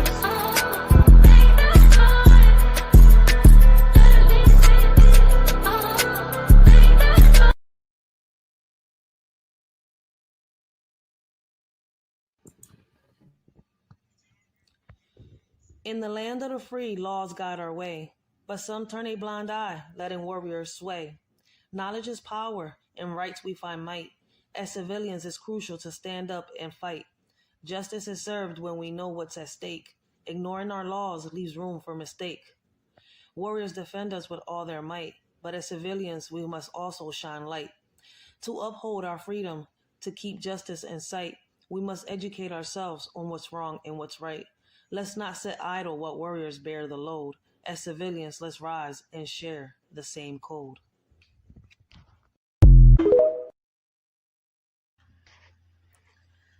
In the eyes of the world, we may seem apart, but deep down inside, we share the same heart. You may judge me by my outward view, but I know my worth and where I'm going to. Who am I? Who are you? Beneath the skin, we are one. No matter how you see me, our souls have just begun. Don't let appearances deceive your sight. I know my purpose, and I'll shine bright. Down in the surface, we both bleed red. No need for judgment or words left unsaid. I know who I am and where I stand tall.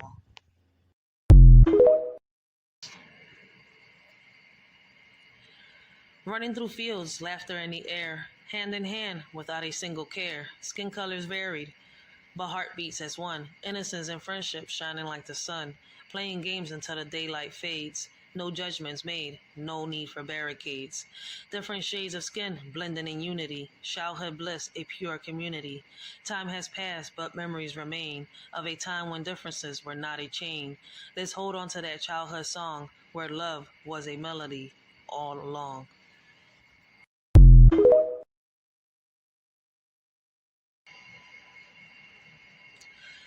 Invisible battles fought within, mental health struggles hidden from kin, silent cries for help ignored and unseen, yet behind closed doors is a raging scene. Anxiety, depression, they silently creep, taking over minds while others sleep. Stigma and shame keep the truth at bay, but mental health matters more than we say.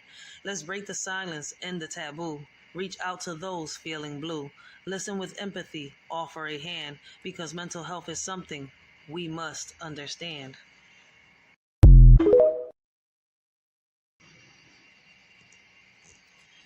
In the trap, you'll get lost, thinking you the boss, not realizing that the streets are the game. Once you've come up, you should have got out, but you got greedy and lost your luck. In the cycle of crime and deceit, now your downfall is all but concrete. The streets don't forgive, they just take, leaving you broken, no escape. From the consequences of your actions in the trap, there are no fractions.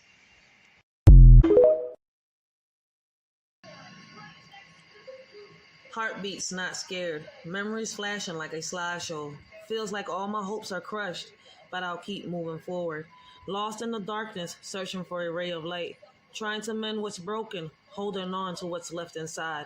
Through the pain and tears, I'll find my strength within, rising from the ashes to rebuild and start again. In the wrong generation, lost in time's illusion. God's mix-up in my mother's womb, a cosmic confusion. Feeling out of place like a puzzle piece misplaced. Searching for my purpose in this unfamiliar space. Born into a world that doesn't quite fit. A soul trapped in a modern-day script. Yearning for simplicity, longing for a connection. In a fast-paced world of constant rejection, I navigate this life with an ancient soul's gaze, struggling to find my path in these chaotic days. Perhaps God had a plan beyond what I can see, to challenge me to grow and set my spirit free.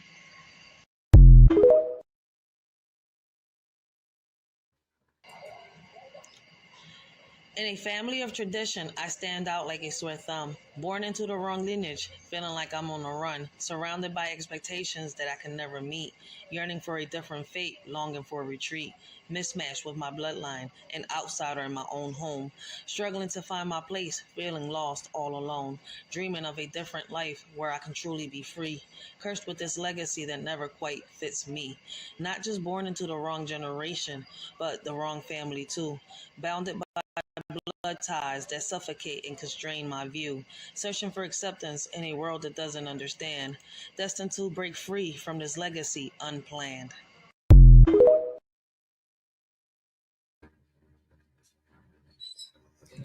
All right. We back. So we're gonna be diving down the rabbit hole, right?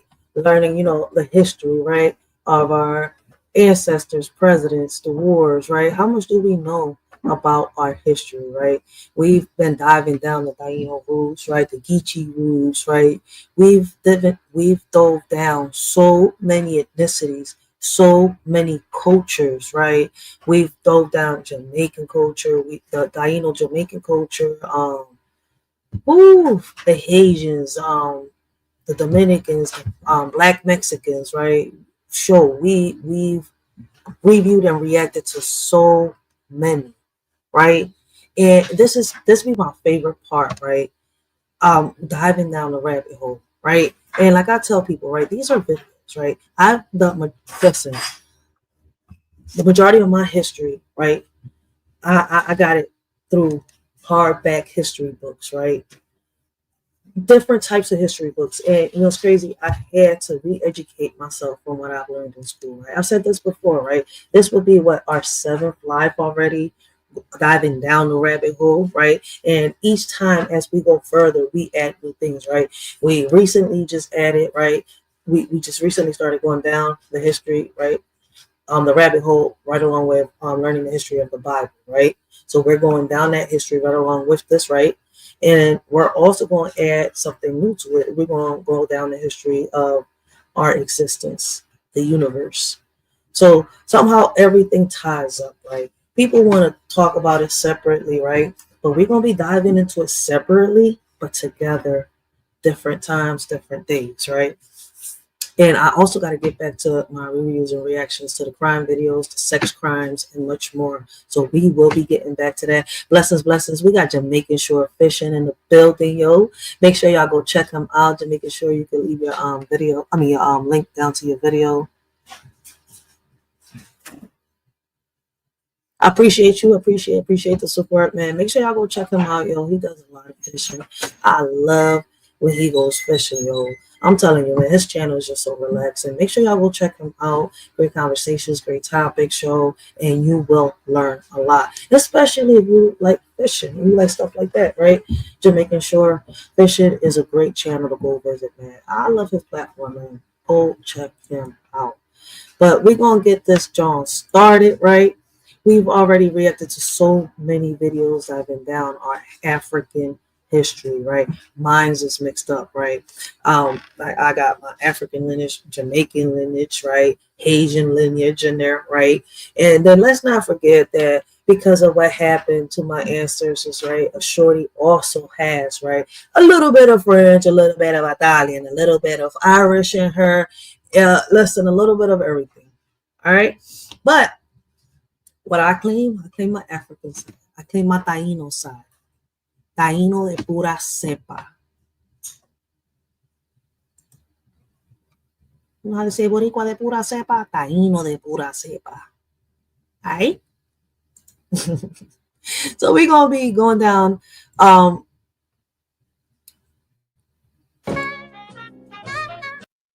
on, I'm gonna strike for this video. It seems like this one on TV or something. But we're gonna be reviewing and reacting to 3 videos, right? Kwame Ture, 1980 interview. Where do Afro descendants come from? A history of identity. Afro Puerto Rico, Afro Puerto Rico, the African diaspora in Puerto Rico. So we're going to be reacting to these 3 videos, and then we're going to be diving down the history of the Bible and then the secrets of the universe. All right, guys. So I appreciate each and everyone, everyone that has been rocking out with a shorty, right? Because y'all ain't have to be here. Y'all don't got to be here. Y'all could be anywhere else, but y'all right here with a shorty rocking out, man. I appreciate those that tune in, tune out, man. I appreciate those that share the videos. I want to give a big shout out to my day 1 subscribers, my new subscribers, man. If it wasn't for y'all, a shorty wouldn't have made it this far. We making it further, man. I want to thank y'all for the support, because y'all is helping this channel, rise up faster. Like, it took me almost 4 to 5 years to build that first channel that got taken from me. It's still there. Like, I had to delete all the videos, right, in order to save that channel, but it's got strikes on it. But I ain't worried about that channel. I use it as my premium channel, as y'all can see, so that we can review and react to videos. I used to be watching videos. That's my premium channel. But anyways, we're gonna get this John started. But like I said, I appreciate y'all so much, because if it wasn't for y'all, man, chatting with a shorty, man, because trust me, like, the comments do matter. To me, I appreciate y'all comments. A lot of y'all have left comments that I've been able to take with me to community meetings and much more. Like, I appreciate those that, come onto the lives with me when I do those community meetings and a lot of that stuff, man. I appreciate y'all, because the shorty does put that footwork in. And people think that comments don't matter, man. As long as you're respectful, right, and you're trying to put a solution to the table, right, why shouldn't it matter? You never know, what you say, how it can help or impact the next person. You see where I'm coming from? So at the end of the day, I appreciate y'all comments, and they also help my channel out. So I appreciate each and every one of y'all that leave comments, that share the videos and like the videos, because they actually do help the shorty get right into the algorithm, right? And that's helping me bring more awareness to everything that we put out there. So I appreciate y'all. So on that note, let's get this John started, right? And let's get into the Kwame Ture 1980 interview. This video was sent to me, and thanks to this video, I was able to, check out other videos. So I appreciate the people that sending me videos. My DM is in the description box down below. That's a weird text that I just got. Oh, that's from a stupid game.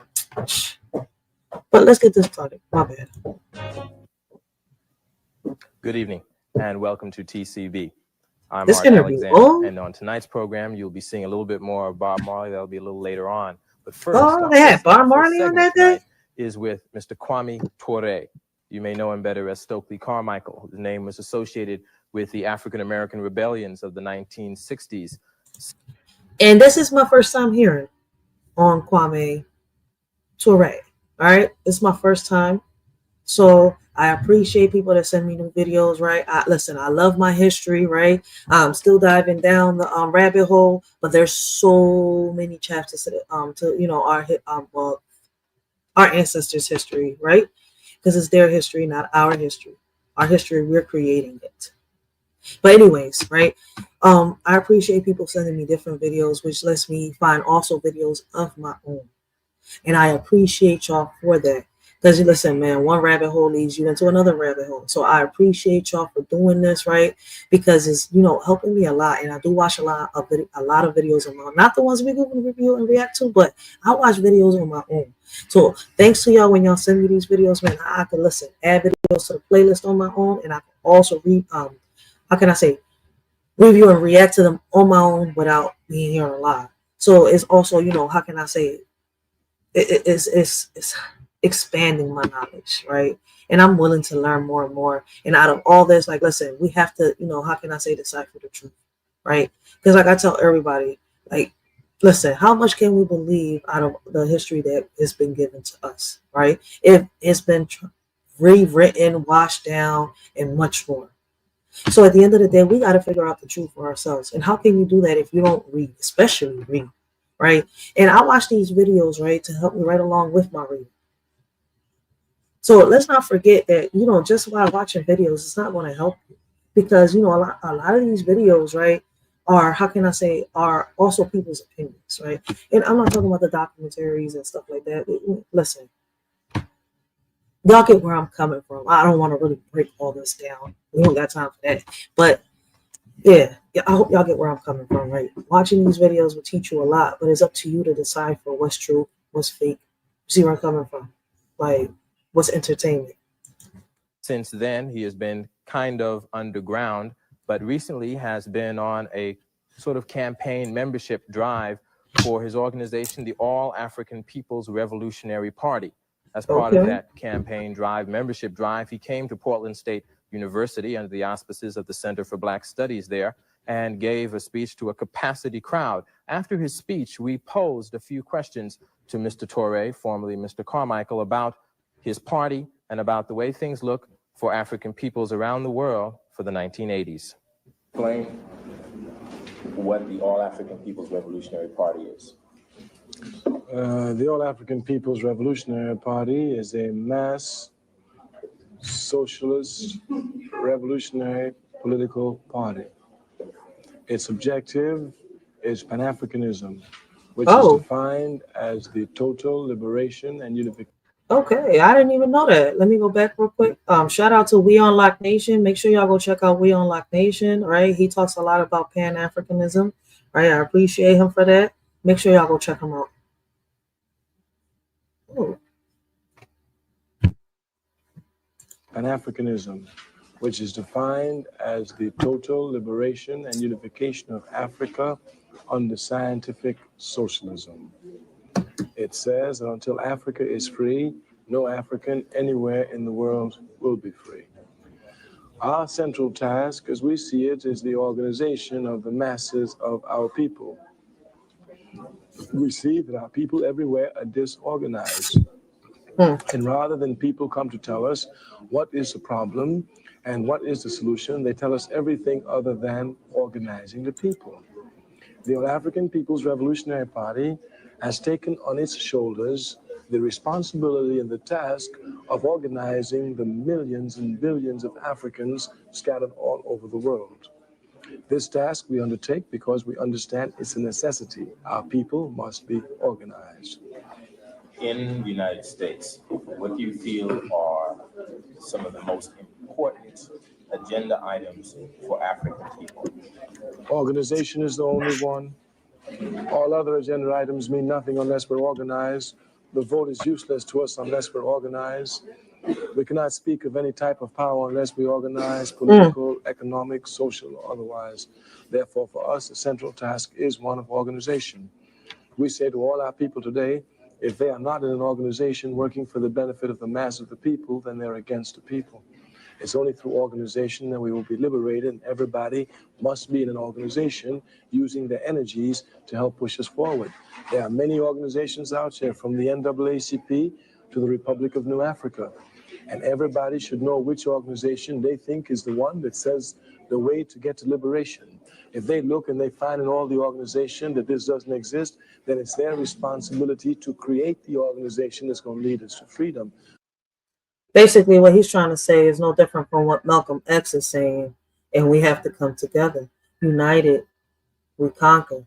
Divided, we crumble, and that's what's happening. We're so divided that we're crumbling, and we're so blind due to the dust that we can't seem to pick ourselves up. But when the ashes seems to fade, we should pick ourselves up. What's going on?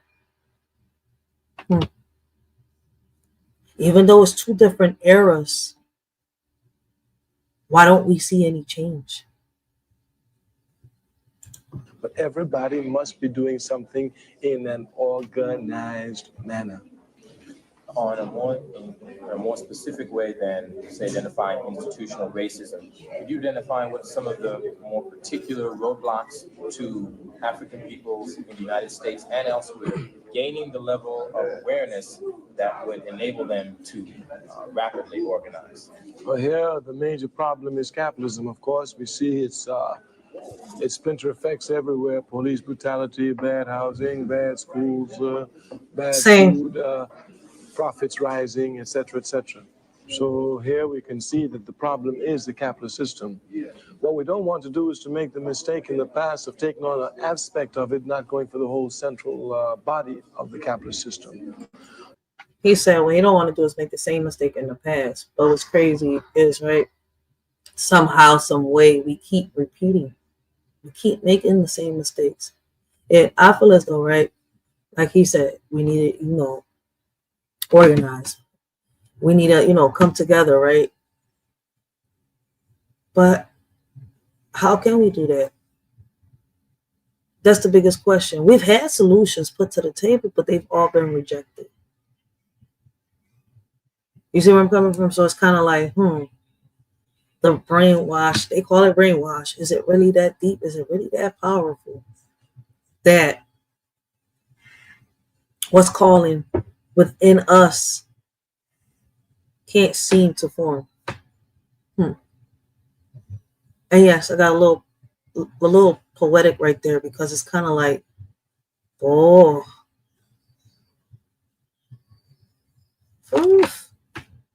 Hey, I think you should just let it all out your chest, man. But nope, you've learned from the first channel. Chill, you got to find the right words. Thus, our party, for example, during the 70s have not been involved in what is seen as mobilized activity, police brutality, free political prisoners. We've not been involved in any of these because we think this is just dispelling the energy from organizing. And for us, the central task is organizing. Once we're organized, we'll take over the police station. But if we continue just doing mobilized activity, we will, for example, since the Scottsboro boys, we've been doing free political prisoners, and we've come no closer to taking over the police stations.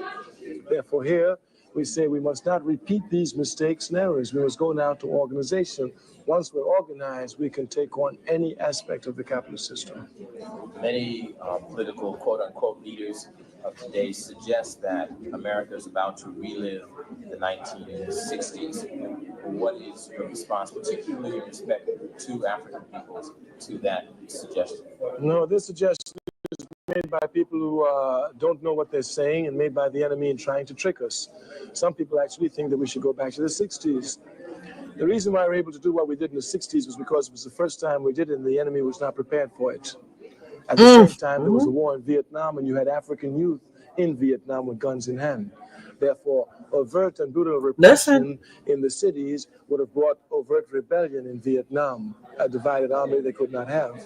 To think of repeating the 60s without making proper analysis of the 60s is to speak nonsense. Nobody goes backward in history. We cannot go back to the 60s. History doesn't repeat itself. We must go forward. Therefore, we must make a qualified difference. The difference we must make here is a difference of organization. We must be organized before we face the system. In the 60s, we were not organized. We were mobilized and had spontaneous rebellions. In the 80s, we cannot have spontaneous rebellions. We must. In the 80s, they kind of got organized. Listen, you see all the groups that got together. And I feel as though, due to the infiltrations, right? And I feel as though there's somehow, some way, information got leaked. How can we manage it, right? We're in 2025, right? Better our role in that situation. I mean, I'm just asking. I feel as though that this could be done if it was kept on the low. You see where I'm coming from? But, how could it be kept on the low when a shorty speaking out, loud with it? I feel as though certain things could be done if they're organized right. And people just don't know. You know what? Never mind. I'm talking too much.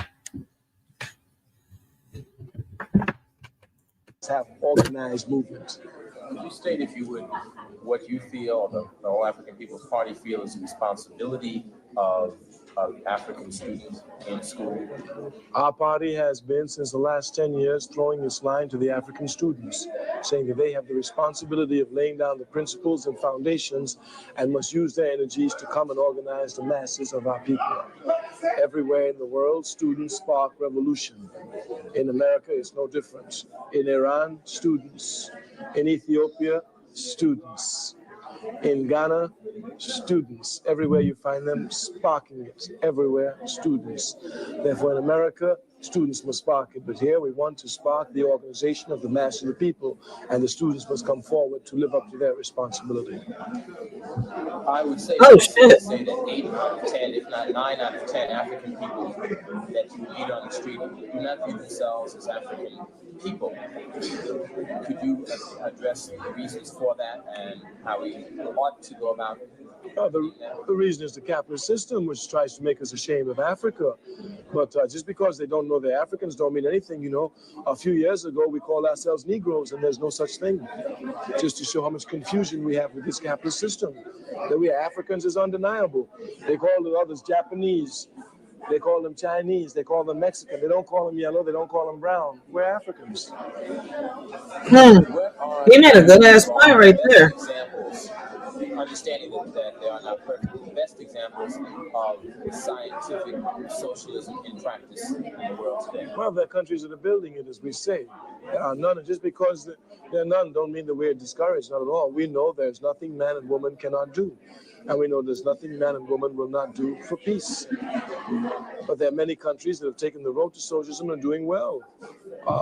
Korea, People's Revolutionary Republic of Guinea, where I live, Cuba, Vietnam, the Union of Soviet Socialist Republics, and many of the Eastern Bloc countries are making rapid advancements. One suppose, particular question. African people constitute approximately 14% of the United States population. We are a minority within the confines of this political system. Without a specific land base, to what are we building? Towards what are we building as African people within the confines of this country? If we don't have a land base, nothing. That's why we must have a land base, and the only land base we can have is Africa. This is the land base of the red man. It's his land. You suggesting that repatriation? Sooner or later. We have nothing against it now. Matter of fact, when we come to face the question, we face this fully. Because the American people are so confused, the Africans in this country, that they don't want to think they're African. Therefore, the testing block for them is, you want to go back to Africa? You tell them, yeah, go on back. It's your home. You've been living in the People's Republic of Guinea. Could you tell me, just from your point of view, what the effects of the United States on Africa is without all of the, I guess, interference that we would get from American press? Not just exploitation. America is in Africa to exploit. That's what it went there for. It stole us from Africa. And it hasn't changed the system. It's still a capitalist system. Therefore, it's for continued exploitation. Thank you. And that's something that I continue to hear. And Africa is one place that is still trying to claim their land. So basically, he's saying the same thing. Malcolm X said the same thing. A whole bunch of other people said the same thing. Once they're able to claim Africa back as theirs, they want to welcome all the native people that belong to that land, descendants and originals, I guess, right? That's what they're trying to say. But man, let us really know what y'all think about this 1980 interview with Kwame Ture. I think it was. I mean, listen, it showed me two different eras, and a lot hasn't changed. History keeps repeating itself, right? But the reason history keeps repeating itself is because we have not been able to break free from the chains, right, of society and be who we're really truly meant to be. Every once in a while, people of African descent try to connect. Damn, why wouldn't you let me pause it? So with that being said, right, I would love to hear what y'all got to say about that, right? Y'all more than welcome to chat, right? Or those that catch the replay, leave your comments down below. Let us show you know how y'all feel, what y'all think, right? We're going to move on to the next video, right? Where do Afro descendants come from? A history of identity. And that's what we've been seeing to have right now. We're having a history of identity crisis right now. A lot of people don't know, where they come from, who, their descendants from, right? And that's another great. I don't know if it's a great question to y'all, but for me, right? Because I thought about it when I was on the word panel, right? Again, right? But I can't even say again because I thought about it when it came to our ancestors and all that, right? But here's the question. If they try to rewrite our history, right, and, erase our history and all that, and sugar it down and wipe it down and all that, right? A lot of people say that they don't know, if they're really, part of certain tribes, right? Because, of how things went down in history, how they try to wipe it down and all that, right? But that being said, could the names of the tribes of our ancestors, right, have been changed, right? Because while we've been, diving down this rabbit hole, right, watching the history of a shorty, which is the Taino tribe, right, watching the history of my ancestors, right, it taught me something, right? The Spaniards didn't start calling the Tainos, right, which were known as the Arawaks. But then, the Tainos came from the Arawaks because they mixed up with the African warriors, right? Boom, boom, Tainos came about. The descendants of the Tainos, which is us, came about, right? Because the Tainos mixed and mingled with the Moors and the West. I forgot, was it West Africans or something like that? Well, I forgot. But the Moors and the I'm not sure which Africans it was, but they mixed and mingled, right? And boom, here we are, the descendants of the Tainos. But then when the Spaniard shit happened, boom, in reality is us.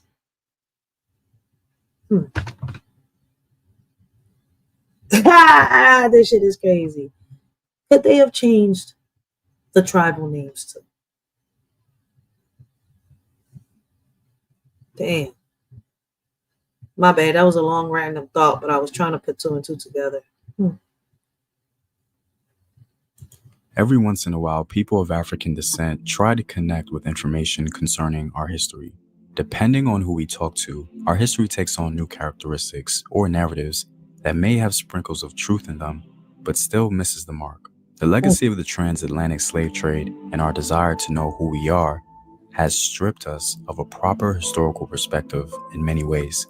So today, I thought I would bring it back to square one and explain our story in a way we might all understand.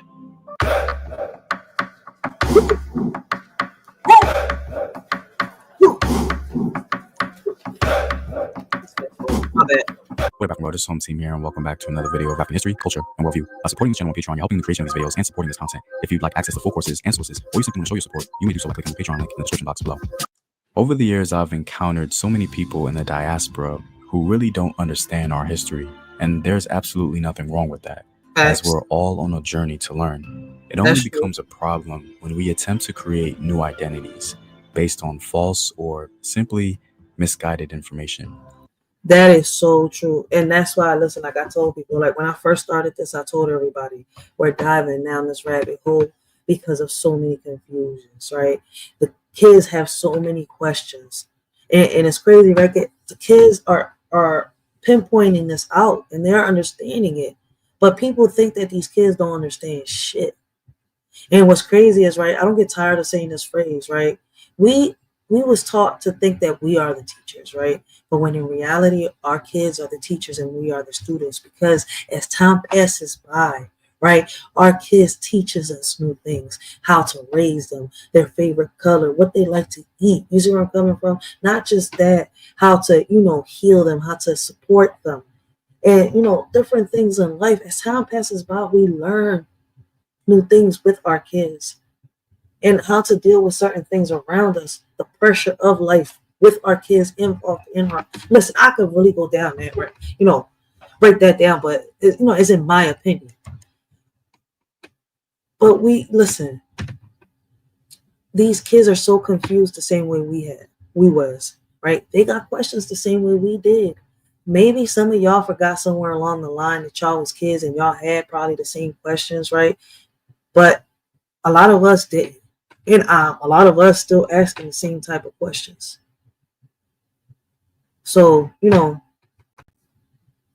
got to know where we come from in order for them to understand it, right? And something that I've been taught, right, is that I in order for me to understand my present and what's going on around it, right, and it's something that was taught to me since I was little. It's crazy, but I didn't start understanding it until now that I'm older. Crazy, right? Until I became a parent myself.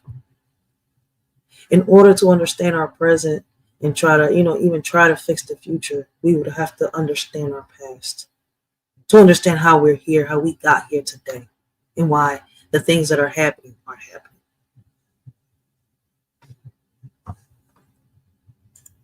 Oftentimes, the blind spots of our history allows for elaborate explanations or straight-up romanticism. We make a simple history very complicated because at times, we don't want to be associated with the doom and gloom of the past. However, I think in the opposite way. A true understanding of our history, or our story, not only humanizes our ancestors, but makes the history far less intimidating and confusing. Facts. The truth is not something to shy away from, but it's something to be understood. To begin, one of the most common fallacies I've been hearing all my life, and what I continue to hear even today, is the idea that we in the diaspora have no idea what tribe we come from.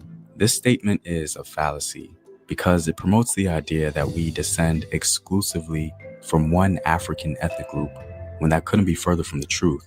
The undercurrent of that statement can sometimes be nefarious because it suggests that since we can't identify a singular ethnic group from which we may have come from, there is no use in trying to connect with our roots or the African continent in general.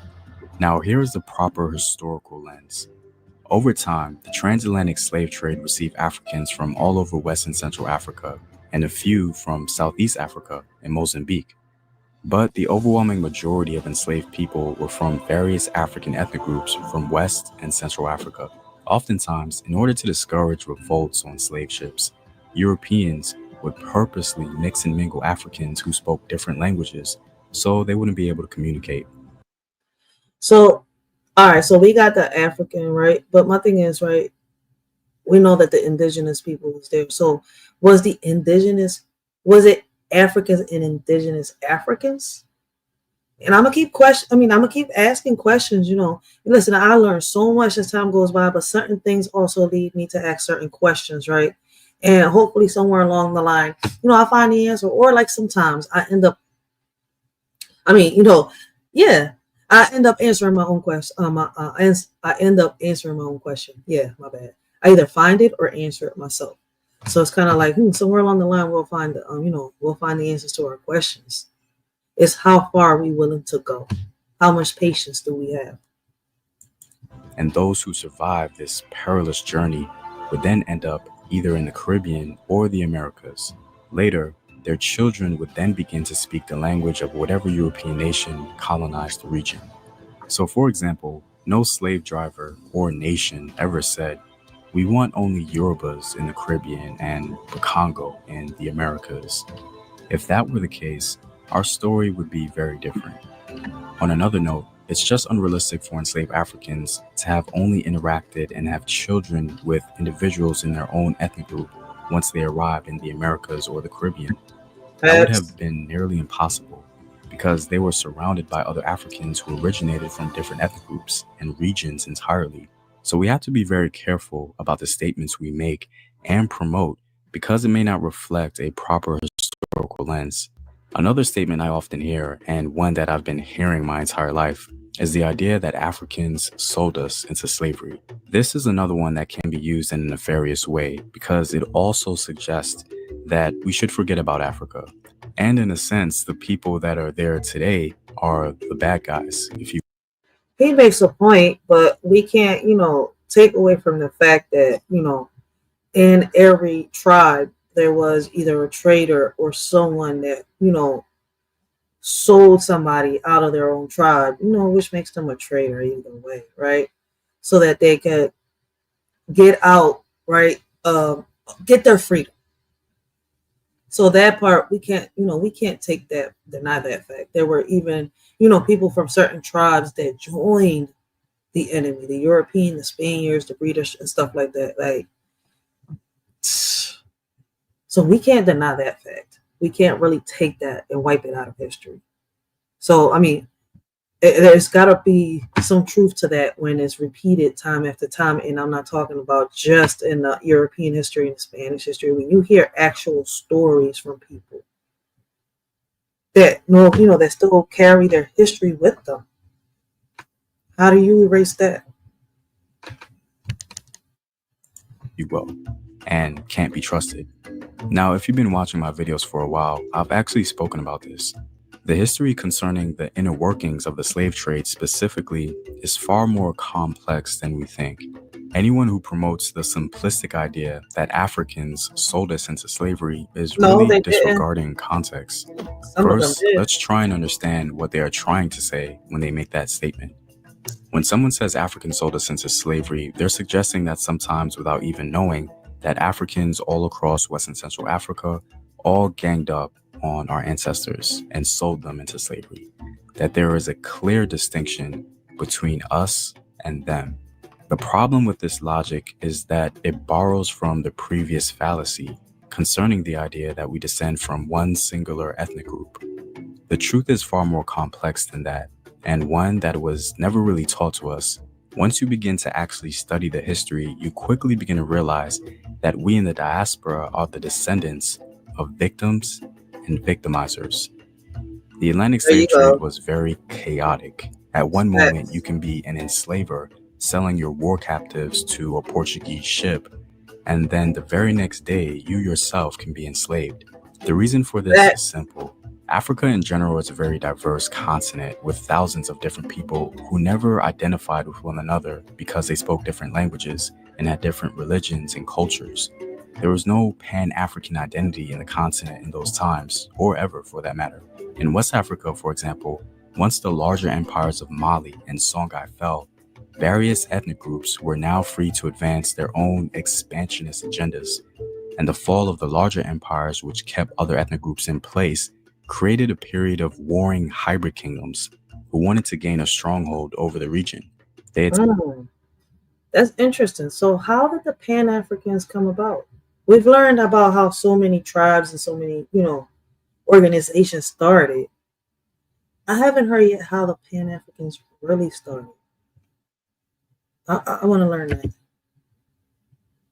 Of warring hybrid kingdoms who wanted to gain a stronghold over the region. They attempted to do this by creating wealth. One of the ways of creating wealth, so they thought, was through selling war captives to Europeans along the coast. Now, via hindsight, it was simply an unequal exchange. Each kingdom with different ethnic groups would compete against each other to acquire wealth and attempt to expand. And those kingdoms that refused to sell enslaved people to Europeans would just be victims of the African kingdoms who would. So one day, Kingdom A can be doing the majority of the slave raiding, and Kingdom B retaliates in an attempt to survive, not only economically, but also physically, and they proceed to do slave raids on Kingdom A.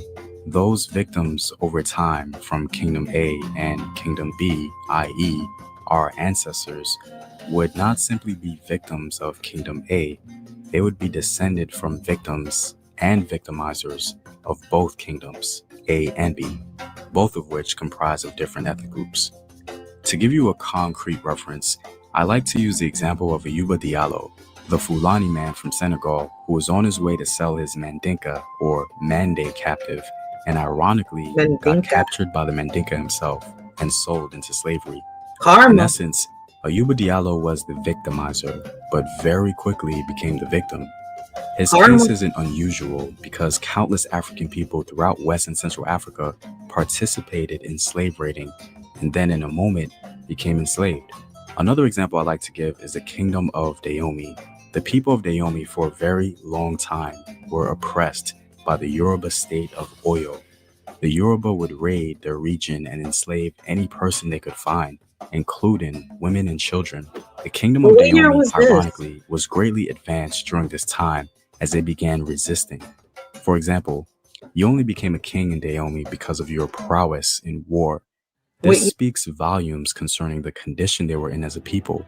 In fact, One of the many reasons why the legendary They look like Mino, Cupid. or so-called Dahomey Amazons, grew in number was because of the woman's desire to protect her children from slave raids. In many ways, Dahomey can be seen as a state of victims until they rose up and became one of the most brutal victimizers in slave trading history. Oh, wow. They certainly got their revenge on the Yoruba people who were located in Benin. In fact, many of the Yorubas who were enslaved in Brazil were there because of the state of Dahomey. Given this historical fact, it's obvious that many people in the diaspora descend from both the Yoruba and the Fon people of Dahomey, both of which are victims and victimizers.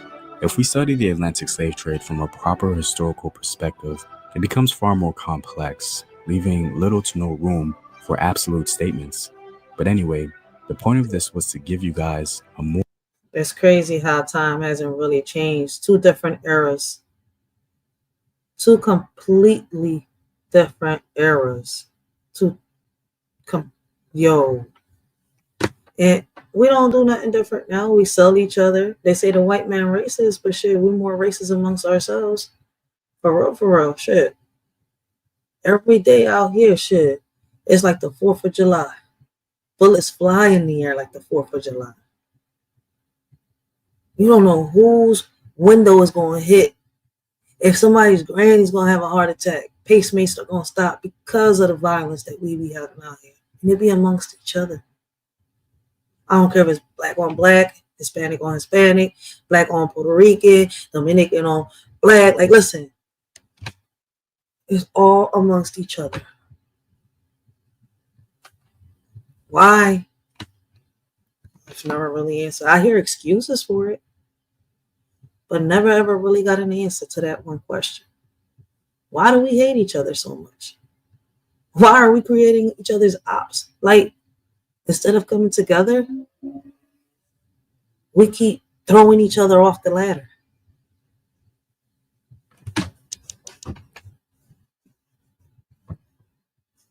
But let us really know what you think about that, man. Like, for real. Like, I'm not going to sit here and lie. I see no change. No change at all. If I knew then what I know now, sometimes I wonder, would I be the same or would I be different? A shorty still believes in fairy tales and imagination that lasts forever. Sometimes I wonder if I turn back the hands of times, fix my mistakes, will things change? Oh Lord, guide me through this journey of life, help me see the light through all the pain and strife. I wake up in the morning feeling lost and alone, wondering if life's worth living or if I should grab the throne. The weight of the world on my shoulders is hard to bear. I see no change, it's like nobody cares. I look in the mirror, see a stranger staring back, lost in the world that's spinning off track. I ask myself, is this all there is, or should I give up and let the darkness win? I see no change, just the same old game. Wake up in the morning, I ask myself, is life worth living, or should I blast myself? I see no change, just the same old pain, but I know deep down, I gotta break these chains. Sometimes I wonder if I turn back the hands of time, fix my mistakes, will things change? Oh Lord, guide me through this journey of life, help me see the light through all the pain and strife.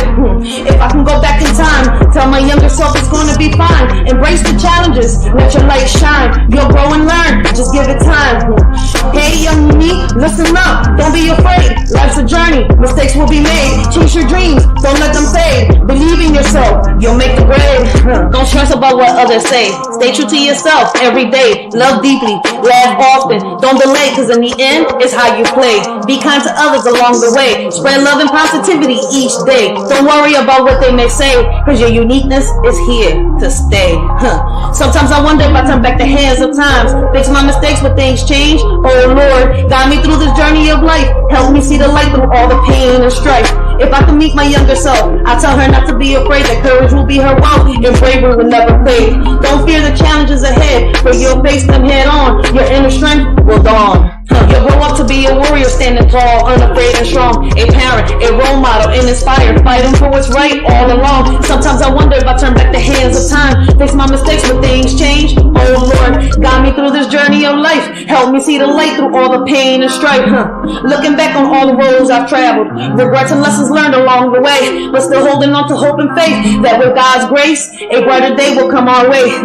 I see no change at all. I'm stuck in this cycle feeling so small. I ask myself, is this all there is, or should I just end it all with a final kiss? I try to stay strong, but it's getting harder each day. The pain and the struggle won't seem to go away. I'm tired of the lies, tired of the deceit. I see no change, just defeat after defeat. I wake up in the morning feeling lost and alone, wondering if life's worth living or if I should grab the throne. The weight of the world on my shoulders is hard to bear. I see no change, it's like nobody cares. Deep down I know I must fight. I won't let the darkness consume me. I'll shine my light, I'll rise above the pain. I'll break free from these chains. I'll find my purpose and I'll make a change. Sometimes I wonder if I turn back the hands of times, fix my mistakes when things change. Oh Lord, guide me through this journey of life. Help me see the light through all the pain and strife. Sometimes in life we make so many mistakes, and we think that when we fall, we're not able to get up. We listen to those that, talk in our ear, tell us that they, are there for us. And at the end of the day, what's crazy? A friend ain't nothing but a dollar in your pocket. Family is what you make of it. Family is not who you're born into, alright? So we need to pick ourselves up and do what we gotta do. Life is not for you to sit around and wait for Superman to come and save you. Only you can save yourself. Just like that.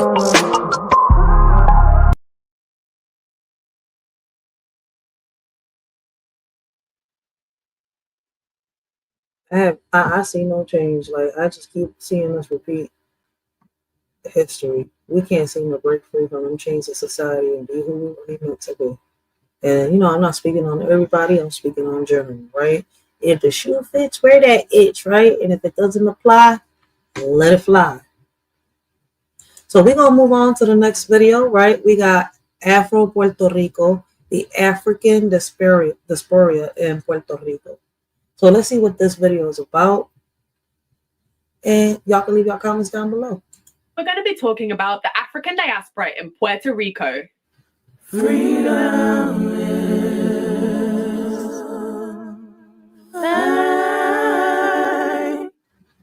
There are no exact statistics on the size of the There are no exact statistics on the size of the Afro-Puerto Rican population today, but estimates put the Afro-descendant community at between 22 and 65% of the general population, which could be anywhere from 700,000 to over 2 million people. The region with the highest concentration of Afro-Puerto Ricans is Loíza, a coastal town 20 minutes drive from the capital, San Juan. Arguably, the majority of the most famous Puerto Ricans internationally tend to be of a lighter complexion, such as J-Lo, Bad Bunny, and Ricky Martin. However, the reality is that Puerto Ricans are a very ethnically diverse population of mixed indigenous, European, and African ancestry. One of the first recorded people of African descent to arrive in Puerto Rico was Juan Garrido, who came in 1509 and was among the entourage of the Spanish conquistador Juan Ponce de León. The Spanish began trafficking large numbers of West Africans to the island to work in gold mines.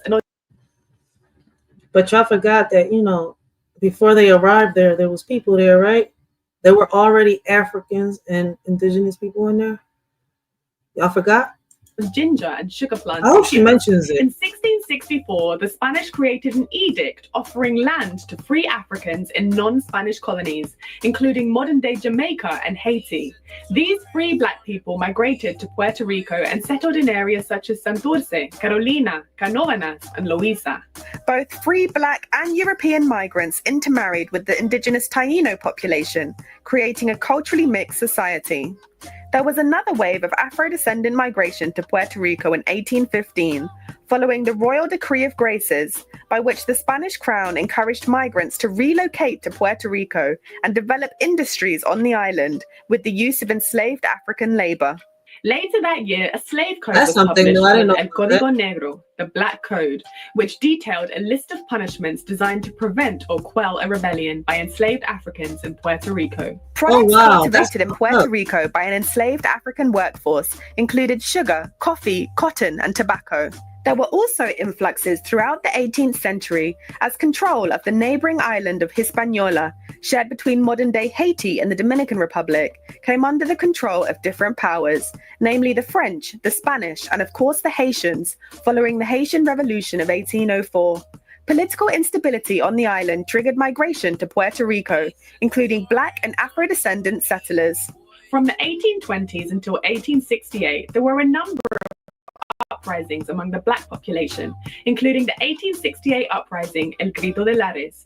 The Grito de Lares, I heard about that. spearheaded by Ramón Nemeterio Betances and Segundo Ruiz Belvis, was a major uprising against Spanish colonial rule in Puerto Rico. Although the insurrection was suppressed, it has gone down in the history of Puerto Rico's independence movement. Slavery was eventually abolished in Puerto Rico in 1873. Former slave owners were compensated for their loss, and most of the former enslaved Africans continued working on the same plantations, albeit they were now paid for their labor. Nowadays, March the 22nd is a national holiday in Puerto Rico and celebrated as Abolition Day to commemorate the day that slavery was abolished in 1873.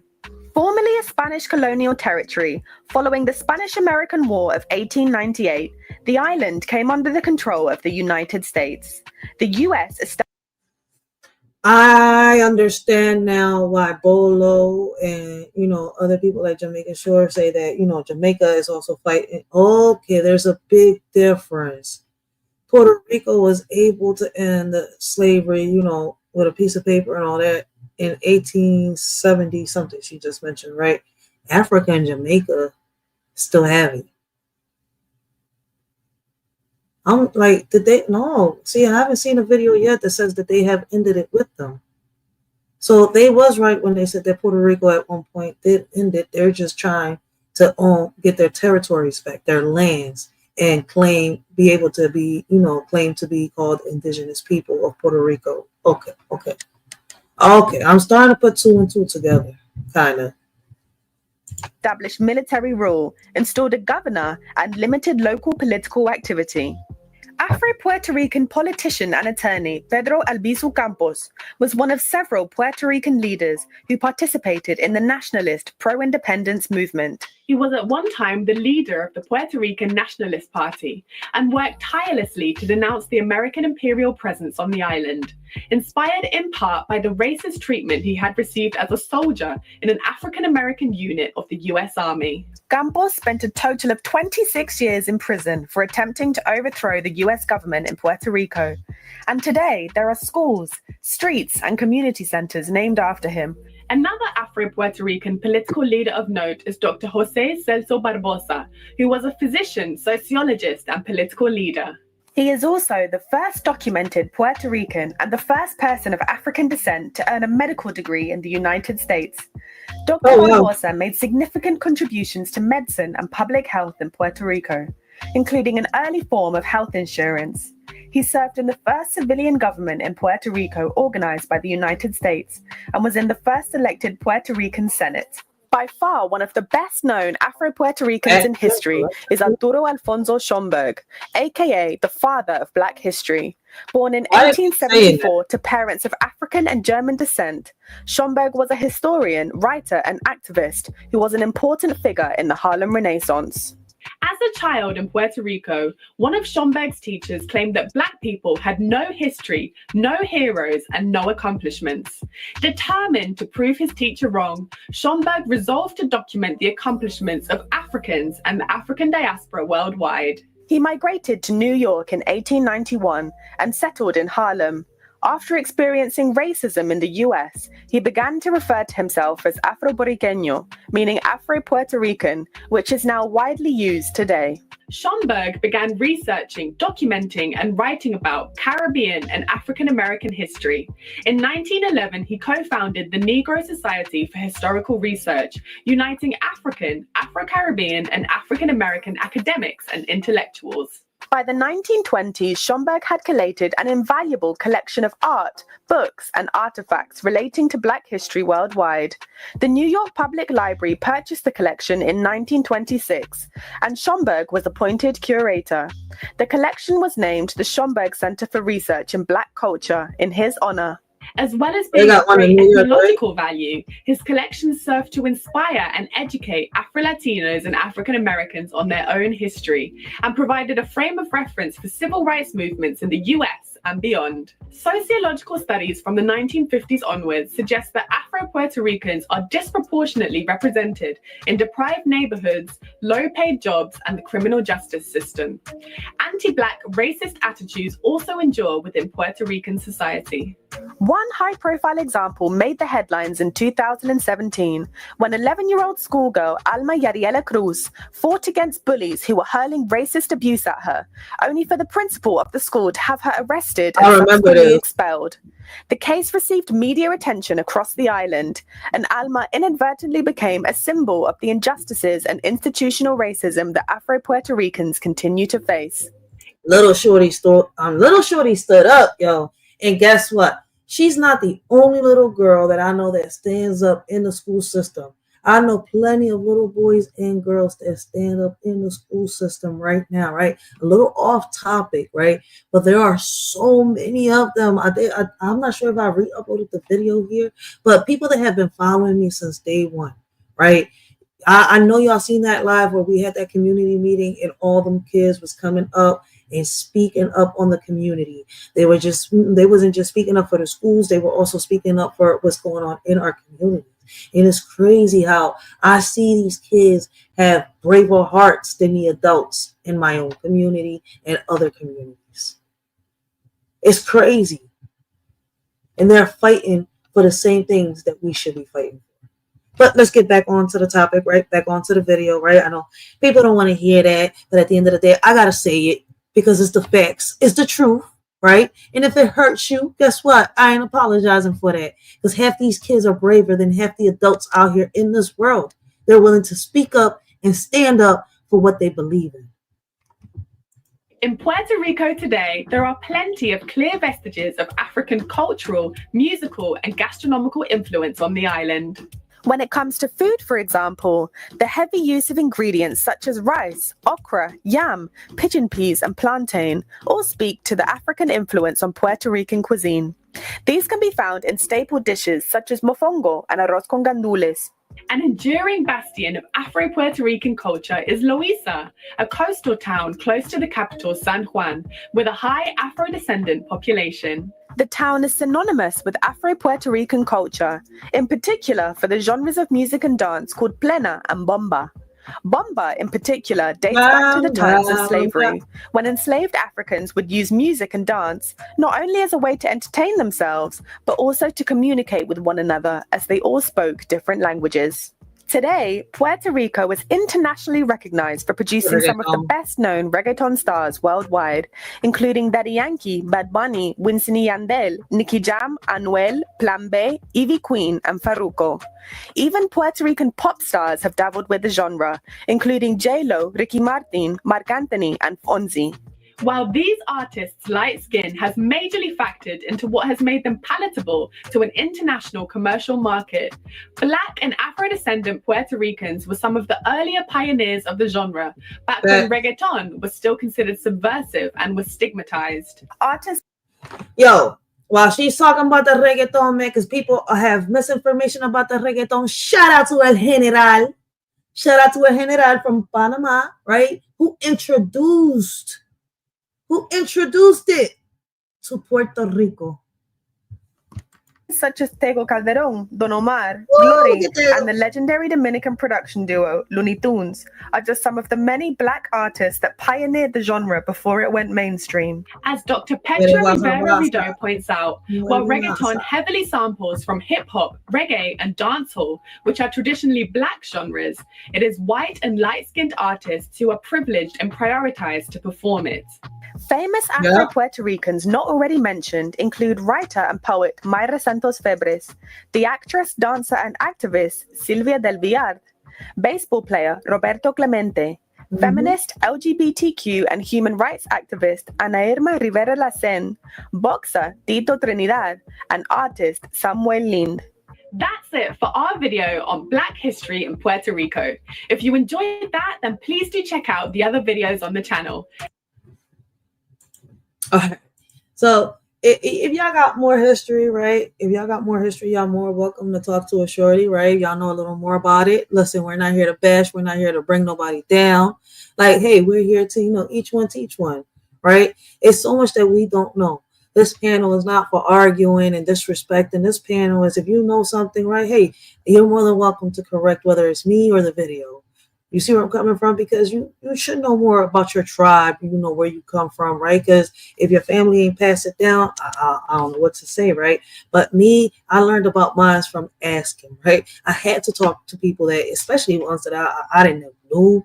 I didn't even know if I should talk to because I didn't know, But at the end of the day, I took my pride and my ego to the side. Like, hey, fuck it, all right. That's another way to get to know them. I've got disappointed down the line, right? Because I learned, what family really is. But at the end of the day, I got to learn my roots, where I come from. So that taught me a little bit.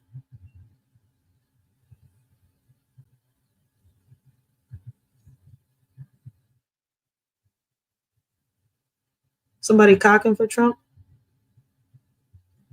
Oh, shit. Blessings, Donald J. Plump. Blessings, how you doing? Welcome to the live. But yeah, it's so much that we still got to learn about our history, right? So we're going to move on to the next video, right? There we go. I love learning history, yo. But like I said, man, y'all more than welcome to let a shorty know when she's wrong when it comes to the history and stuff like that, right? We're going to move on to the next one, right? Down the history seems to be working one viewer. Plump wants to troll today. Let's put Plump on timeout. We're going down the history. We ain't trolling today. So unless you got some input, and something to, expand our viewers' minds with, you're more than welcome. But we're going to be diving down, right, the history of the Bible, right, on this video. This video is called, wait, no. I think I'm on the wrong one. Yep. No, I'm on the right one. All right. We're going to be diving down the history of the Bible, creating Christ, how Rome invented Christianity. And this is a little documentary, right? And like I tell people, right, these are videos, right? This is how you perceive it, right? If you can get the truth out of it, you can get it. If you can't, you can't, right? These videos are not to offend anybody. We're just diving down the history. Diving down the rabbit hole, right? We're doing our own research, right? Now, if you know something a little more, you're welcome to put your input. So far, I appreciate everybody that's come in here, has been respectful, has kept it on topic, right?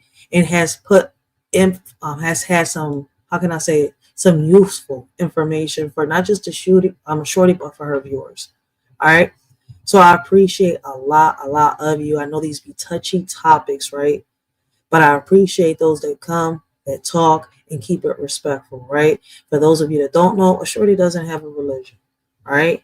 You see where I'm coming from? But a shorty does love learning, loves, learning who my creator is, right? And much more.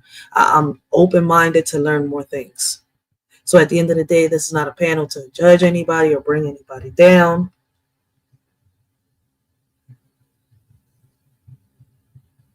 Donald Plump. I think Donald Plump thinks that I'm worried about, views. This video is going to get to whoever it has to get to. Bye. I appreciate your support. You've been such a great support. Support. I appreciate the support. You've been so supportive. I appreciate you. Bye. See, I was really fucking with you, right? When you was keeping it on topic, right? You had your opinion on Trump. It didn't bother me.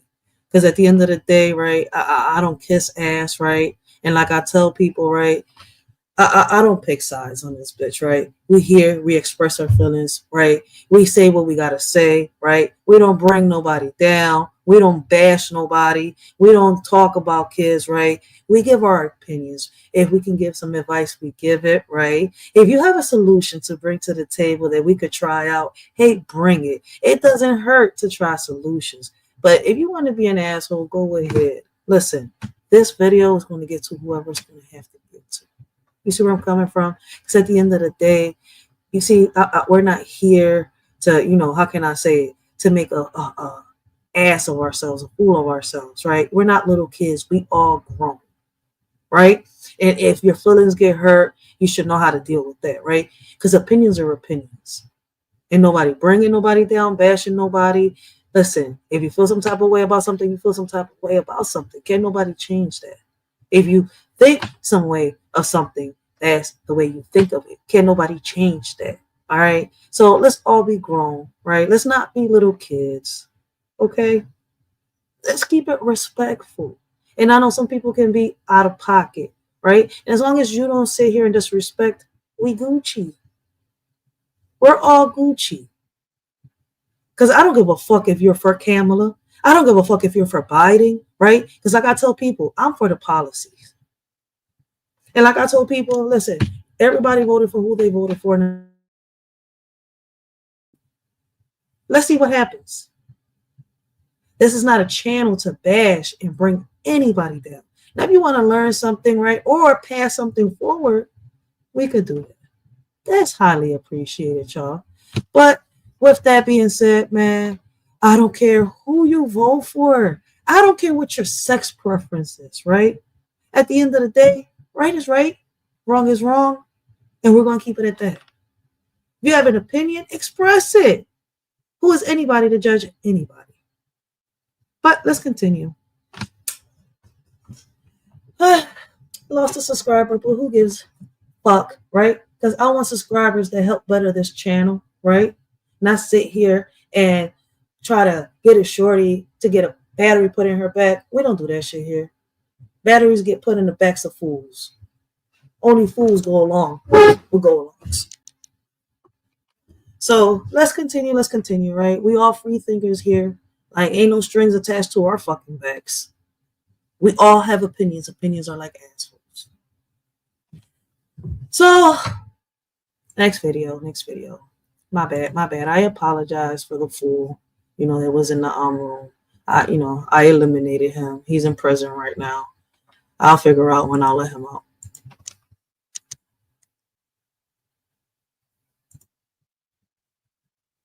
All right, so I was on the right video. I hate when I get thrown off track. Here we go. So we've been diving down the history of the Bible, right? When was it? Last week, was it, I think? Or a couple of days ago? I can't even remember. I think it was last week, right?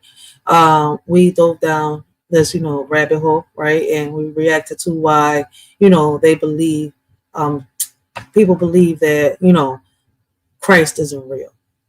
So if y'all want to catch up, if y'all want to, understand today's live, y'all might have to catch that, that past live, and it's the same title. So we're going to be going down this clips. We're going to review and react to this clip, which is called "Creating Christ: How Rome Invented Christianity" documentary, right? And all these videos, right, don't necessarily, ain't. How can I say it? It's how you perceive them, right? If you want to get to the truth, right, you have to get to the bottom of it yourself, right? So we're just reviewing and we're reacting. We're diving down the rabbit hole. Like I tell people, right, all my history, I've gotten it from history books, paperbacks, and, knowledge passed on down from families, my own family. See where I'm coming from? So, watching these videos just helps me see and, at the end of the day, dissect what I got to dissect. So how you perceive is how you perceive it. I'm not God to judge anybody. See, I have a religion, right? And I don't believe in the Bible. But one thing I can sit here and tell you is I believe in God. We have a creator. And yeah, that shorty has been curious. Hey, how did we get here? See where I'm coming from? Who created us? So let's continue, right? Let's continue. No more interruptions, right? We got the troll out the house, right? I don't understand how there is grown ass men and women out here calling themselves trolls, right? When we could be having grown ass conversations, discussions, and not act like little kids. Ain't nobody got time to be a little kid. Not off social media, not on social media.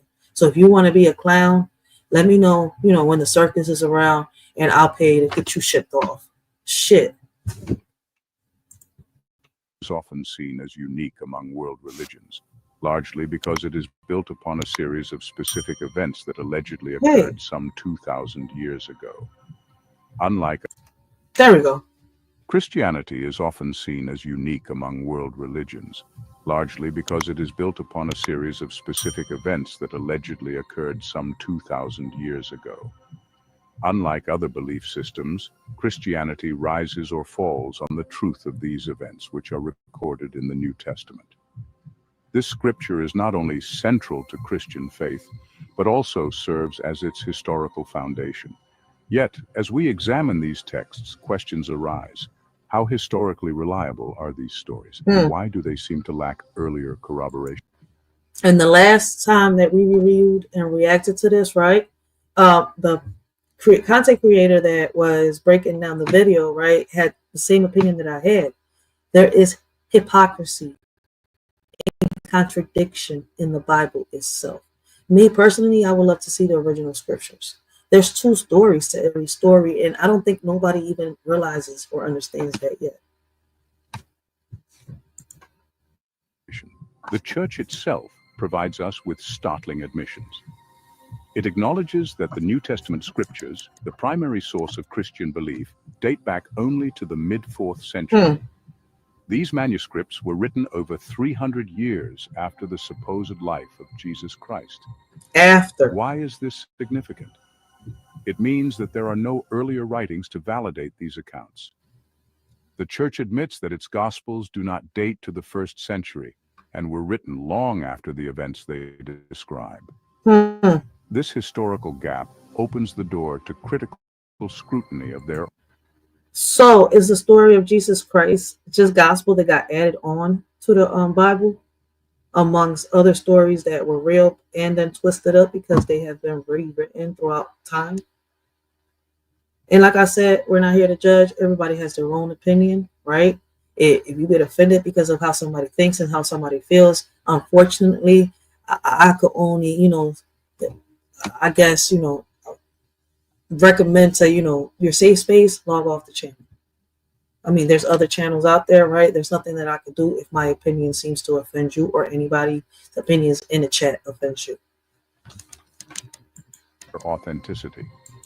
The lack of early manuscripts and the 4th century origins of the New Testament challenge the foundation of Christian belief.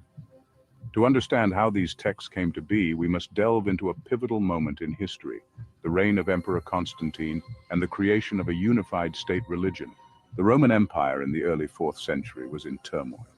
Religious diversity had devolved into chaos, with countless sects clashing over doctrines and gods. Enter Emperor Constantine, who sought not just to stabilize the empire politically, but also to unify it under one cohesive religion. Constantine, after becoming emperor in 306 AD, faced a fragmented religious landscape. Various Presbyterial groups, the precursors to modern clergy, were embroiled in conflicts over their deities and beliefs.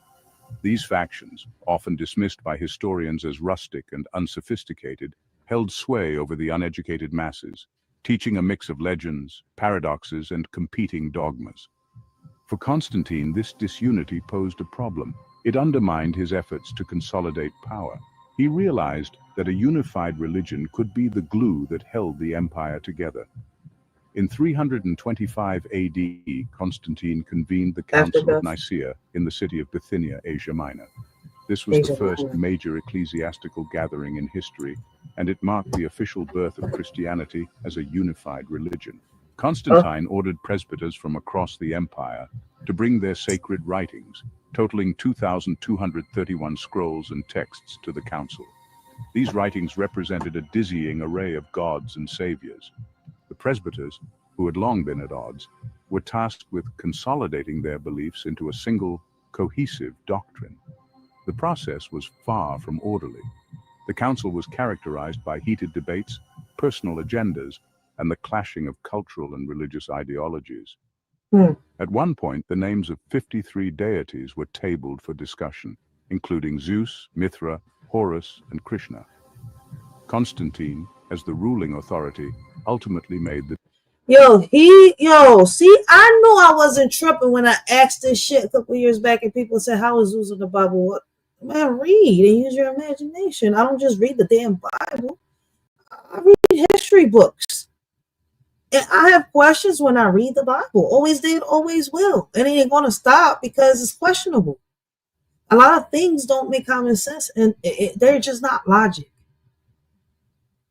And what is logic, they want to make it seem like it's something else. Hey, but maybe I'm tripping. The decision. He decreed that the name of the British Druidic deity, Jesus, be combined with the Eastern savior god, Krishna. Thus, the name Jesus Christ was born, a fusion designed to appeal to both Western and Eastern factions. This decision was more political than theological. It aimed to create a universal deity who could unite the disparate religious sects under one banner. With a vote of 161 to 157, the Presbyterian... That leads to question. But he's saying Zeus, like these were gods, right? In the movies, they're gods. In the history books, they're considered as gods. But were the gods were like the kings? I wonder if that's what these gods are like. And I'm not talking like God, like the person that created them. I'm talking about were these like, I think that's what it was. I think that a lot of us misunderstood, or, you know, because of the way the stories were told to us, especially the kids' stories. Shit, I still remember all of those. Zeus, Hercules, all the damn man, Pocahontas, Hunchback of Notre Dame. Shit. See, our stories got very twisted up when we were kids. See, instead of just being real, don't hide that shit. Don't sugarcoat that shit. Presbyters approved this amalgamation, and Constantine used his authority to legally deify the newly created figure. The council's outcome was the creation of an official state religion. Constantine then instructed his advisor, Eusebius, to compile a single unified collection of writings, the beginnings of the New Testament. These writings would serve as the foundation of this new faith, blending myths and doctrines from a variety of religious traditions. The Council of Nicaea was not just a theological gathering, it was a politically charged event that redefined religion in the Roman Empire. Christianity, as we know it today, began as a calculated effort to unify a divided empire under one God. Following the Council of Nicaea, Constantine tasked Eusebius, his trusted advisor, with compiling a single collection of writings to serve as the foundation of the empire's new religion. These writings would be carefully curated from the plethora of religious texts brought to the council. Constantine's directive was explicit. Search ye these books, and whatever is good in them that retain, but whatsoever is evil, that cast away. What is good in one book, unite with that which is good in another book, and whatsoever is thus brought together shall be called the Book of Books. This compilation was designed not just to unify doctrine, but also to astonish and inspire loyalty among the empires. And if this is true, it kind of explains why there's two stories to every story in these in the Bible. Like, if it's true, that kind of explains that theory right there.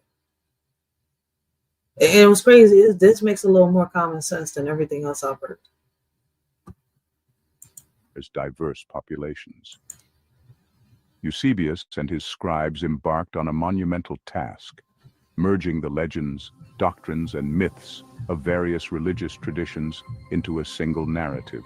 This process included blending elements from Mithraism, Druidic beliefs, and Eastern philosophies. The figure of Jesus Christ, newly deified at the council, became the central character of these writings.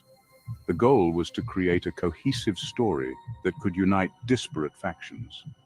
For instance, the virgin birth narrative echoed similar myths from Mithraism and Egyptian beliefs. The concept of a messianic figure drew heavily from Jewish and Persian traditions. Themes of resurrection and ascension were borrowed from older religions like those of Osiris and Mithra. These elements were woven together to craft a narrative that was both familiar and universal, appealing to a wide audience. Yo, this is crazy, because if this is true, that proves the word's theory to be true.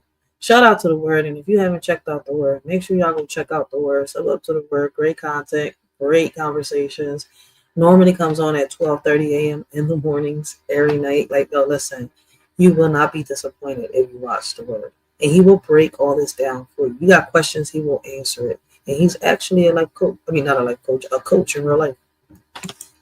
Eusebius Is it like oversaw the folks? production Damn, I of gotta ask 50 him. I hope I get lavishly bound copies of the newly compiled writings, known Who's as the coach? New Testimonies. These manuscripts were written on high-quality parchment and distributed to key centers of the empire. This marked the first historical record of what would later become the New Testament. Despite this effort, the Church of Constantine's time did not yet resemble modern Christianity. The texts were fluid, open to interpretation and modification by subsequent generations of scribes and theologians. Over the centuries, the New Testament underwent significant changes. For example, the epistles of Paul, widely regarded as foundational Christian texts, were later interpolations. These writings, attributed to the wandering sage Apollonius of Tyana, were adapted to fit the narrative of the New Testament. The Gospel of Luke gained an extraordinary 10,000 words compared to its earlier versions, including passages about the ascension of Jesus that did not appear in the oldest texts.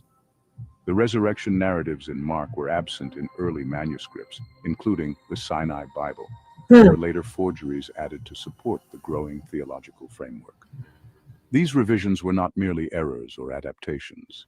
They were deliberate alterations meant to solidify dogma and align the faith with the Church's evolving priorities. The Church's willingness to embrace and propagate altered texts had profound consequences. For centuries, these writings were presented as the unaltered Word of God. Yet, as critical scholarship emerged, evidence of their fabricated origins came to light. Dr. Konstantin Tischendorf, a 19th century biblical scholar, discovered stark differences between early manuscripts like the Sinai Bible and modern New Testaments. His findings revealed over 14,800 editorial alterations in the New Testament alone, raising serious questions about the historical reliability of Christian scriptures. In 1859, Dr. Konstantin Tischendorf, a prominent German biblical scholar, made a groundbreaking discovery at St. Catherine's Monastery in the Sinai Peninsula. He unearthed the Codex Sinaiticus, the oldest complete Bible known at the time, dating back. Damn, I ain't hear of that one yet. What he said it was called? He said it's the oldest known to that time. So, Codex Sinaiticus. I hope I said it right. Shit, like, yo, okay, I didn't hear about this one. I think Word has mentioned this one though. So I might be tripping saying I haven't heard of it. But see, I'm gonna ask him. I think I've heard him mention this before. I mean, it's hard to remember everything you watch on TV. So listen, don't get me to lie. I will scramble up a story real quick. Shit. The fuck, wait, that'll be all my thoughts scrambled up. Shit. But I swear he has spoken on this before. The Codex Sinaiticus, the oldest complete Bible known at the time, dating back to the 4th century. This discovery shocked Christendom, as it provided irrefutable evidence of significant differences between ancient manuscripts and modern New Testament texts. Key details about the Sinai Bible include: it was written in Greek on donkey skins and initially housed in the monastery's furnace room, where it was nearly destroyed for fuel. He said donkey. Well, I mean, I guess you can make paper out of everything, huh? To write on. But I guess skin is the best paper to make, huh? Not leaf? What the hell? Alongside the Old and New Testaments, it contained additional texts later excluded from the Bible, such as the Shepherd of Hermas, the Epistle of Barnabas, and the Odes of Solomon. Unlike modern New Testaments, it lacked key passages central to Christian dogma, including the resurrection appearances of Jesus Christ and the ascension narrative. The Sinai Bible's version of the New Testament differs substantially from modern editions. Some of the most notable discrepancies include: 1. The resurrection. The earliest versions of Mark's Gospel in the Sinai Bible end abruptly, with no account of Jesus' resurrection. Resurrection narratives, now considered central to Christian belief, were later additions. This is confirmed by the presence of eyewitnesses in 12th century manuscripts, indicating scribal awareness of their spurious nature. 2. The ascension. Passages describing Jesus being carried into heaven, present in modern versions of Luke, are absent from ancient manuscripts like the Sinai Bible and the Vatican Bible. Oh, wow. 3. Extended narratives. The Gospel of Luke in modern editions includes an additional 10,000 words compared to its earlier versions. The so-called Great Insertion comprises there fabricated was stories differences. designed to enhance the theology. I knew there was differences between the Bibles, and people kept trying to tell me, no, it's not. Yes, there is. Even the stories are completely different. Theological framework. 4. Messianic prophecies. The Sinai Bible lacks references to the 51 messianic prophecies now included in modern editions. This omission further undermines claims of divine foretelling within Christian scriptures. To preserve its authority, the Church systematically edited, suppressed, and falsified early writings. In 1562, Pope Pius IV established the Index Expurgatorius, a censoring office tasked with erasing or altering early church records to align with contemporary dogma. This included revising the writings of early church fathers to remove inconsistencies with evolving theology, suppressing records of the Council of Nicaea and other key moments in Christian history that might reveal the fabricated origins of its texts. The Vatican's secret archives, established by Pope Innocent III in 1198, further ensured that much of early Christian history remained hidden from public scrutiny. Scholars who studied the discrepancies between ancient and modern. Now y'all see why I say I want to see the original text, and everything is hidden in the goddamn Vatican. Texts expressed deep concern. Dr. Tischendorf lamented the superabundant errors and intentional alterations he discovered in the Sinai Bible. Frederick Farrar of Trinity College, Cambridge, noted the astonishing silence of contemporary historical records about the life of Jesus, suggesting that the events described in the Gospels were later constructs. Professor Edmond Bordeaux described the Church's retroactive fabrication of history, emphasizing its systematic efforts to rewrite and backdate its doctrines. The discrepancies between the Sinai Bible and modern texts raise profound questions about the historical reliability of Christianity. If core events like the resurrection and ascension were later fabrications, what does this say about the authenticity of the faith? Why would a supposedly divine and unalterable scripture require such extensive editing over centuries? The Sinai Why would they need to add that to try to convince people of a savior? Why do they need to convince people of a savior? I don't know if I'm asking the right question, and I hope I am.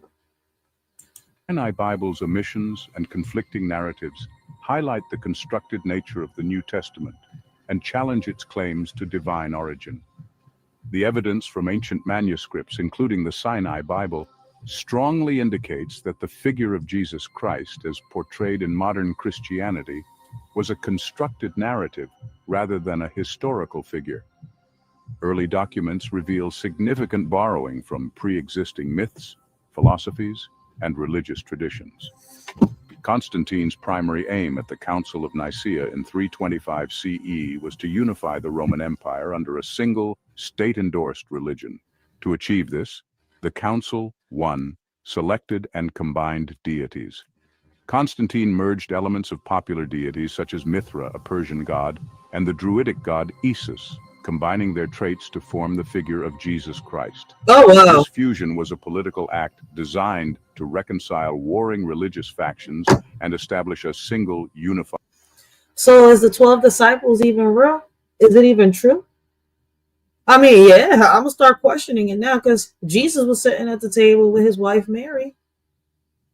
And she was one of the disciples. It was actually 11 disciples and a woman.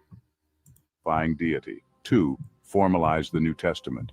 Constantine instructed Eusebius to compile a standardized scripture by amalgamating religious texts from various traditions. The result was the first iteration of the New Testament, a carefully curated selection of writings that aligned with Constantine's vision of a unified religion. The narrative of Jesus Christ shares remarkable similarities with earlier religious myths, suggesting significant borrowing and adaptation. Key parallels include Mithra, born of a virgin on December 25th, worshipped by shepherds who followed a star, had a Last Supper with 12 companions before his death, resurrected 3 days later, coinciding with the spring equinox. Krishna, a savior figure in Hinduism whose name translates to Christ in Sanskrit, associated with divine miracles, a virgin birth, and battles against evil forces. Osiris and Horus, Egyptian deities whose stories include resurrection and a triumphant return to judge the living and the dead. The teachings attributed to Jesus. So basically, this is kind of like what the Word was saying on his live. I forgot when was it, but I know he recently said it, right? What they did was they combined different scriptures, different scripts, different texts, right? And they turned them into stories and boom, made the Bible. So he was completely on point on his, perspective on how he, came with his conclusion. And, Word has experience on this. Like, this is something that he does for a living, is study these things, research this stuff. So, like, shit. See, and people got the nerve to call him. Listen, y'all better be listening to this man. I don't know what it is. There's something in me that says, look, listen to when he talks and then go do your research. And he be on point. That's the crazy part. I've always done my research after he talks and he be on point. And you're supposed to. You're not just supposed to go by what anybody says. You're supposed to also do your research.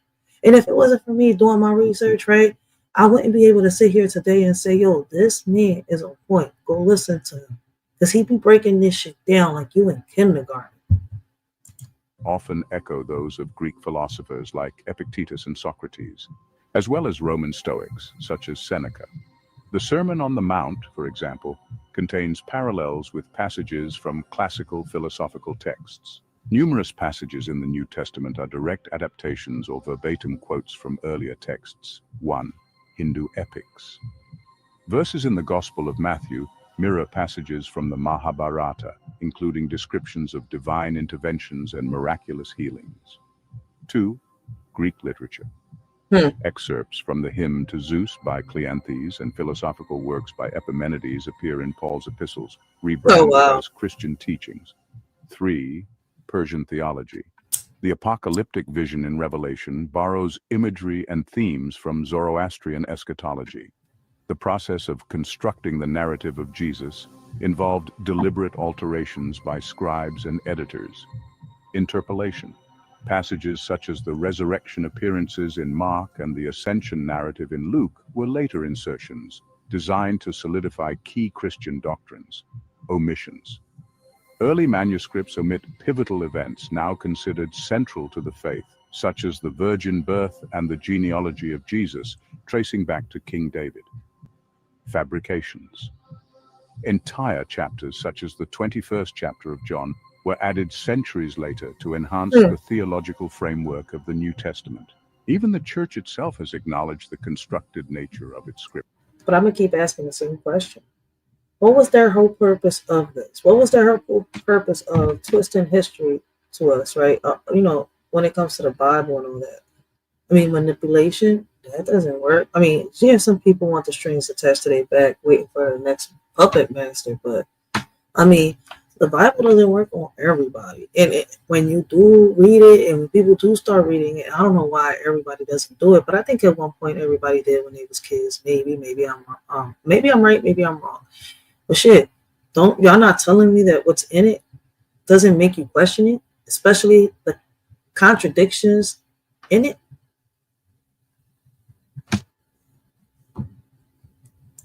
Scriptures. The Catholic Encyclopedia admits that the Gospels were originally written anonymously, and their current titles, Matthew, Mark, Luke, and John, were added much later. It concedes that many of the foundational texts were heavily edited or rewritten to align with evolving doctrine. The narrative of Jesus Christ, as it exists today, is a synthesis of myth, philosophy, and political necessity. Far from being a divinely inspired account, it was crafted to serve the needs of an empire seeking unity and control. The implications are profound. That's what it was for. Because if you repeat it, when they talk about our ancestors, what is the one thing that every one of them got in common? They was given a Bible. Get into Christianity or else. Or whatever, it was, Pentecost, whatever religion. My bad. Get into religion or else. And I feel as though the Bible was put to implement fear into our ancestors. Maybe I'm wrong.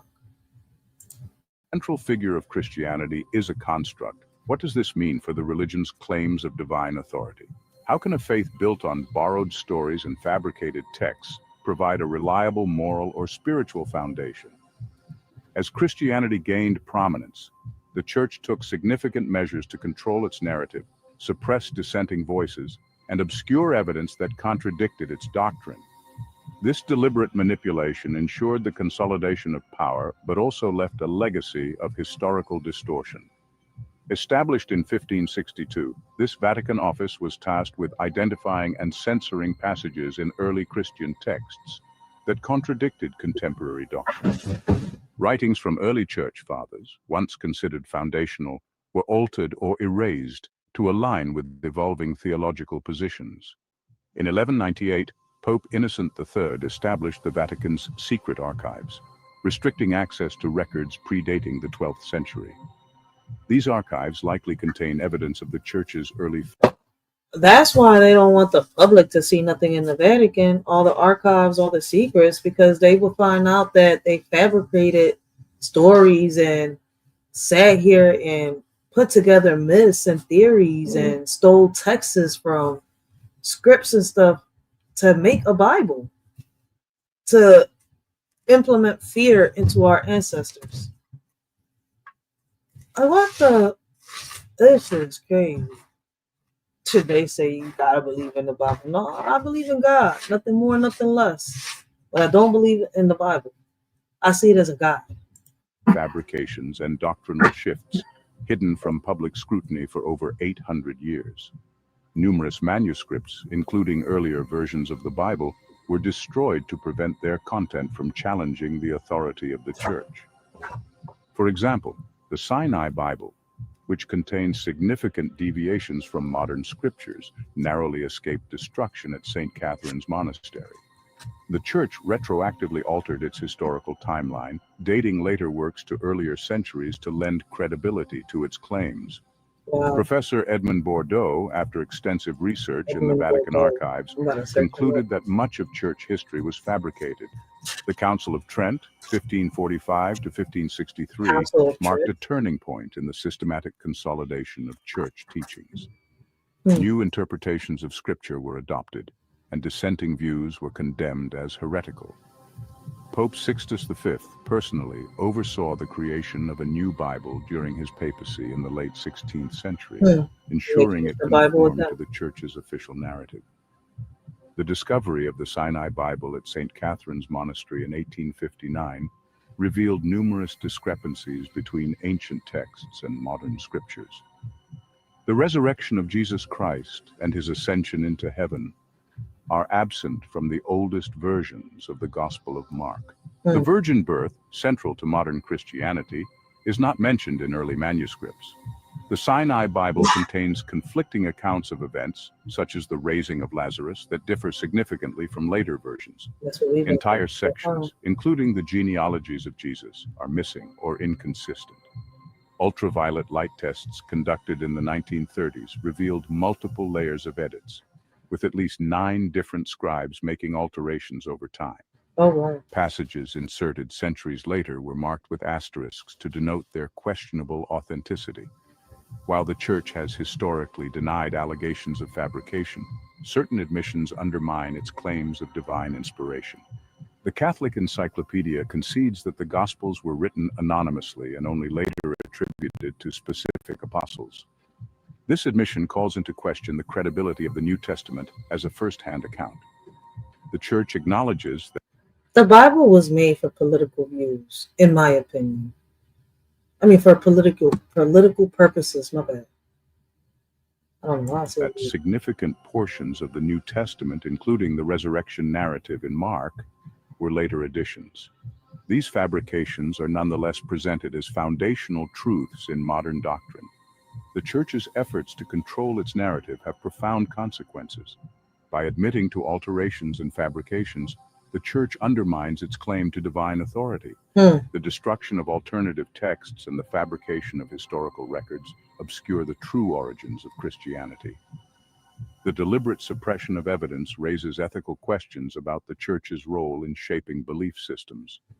As evidence mounts that early Christian texts were fabricated or heavily edited, the character of Jesus Christ emerges not as a historical figure but as a composite allegory.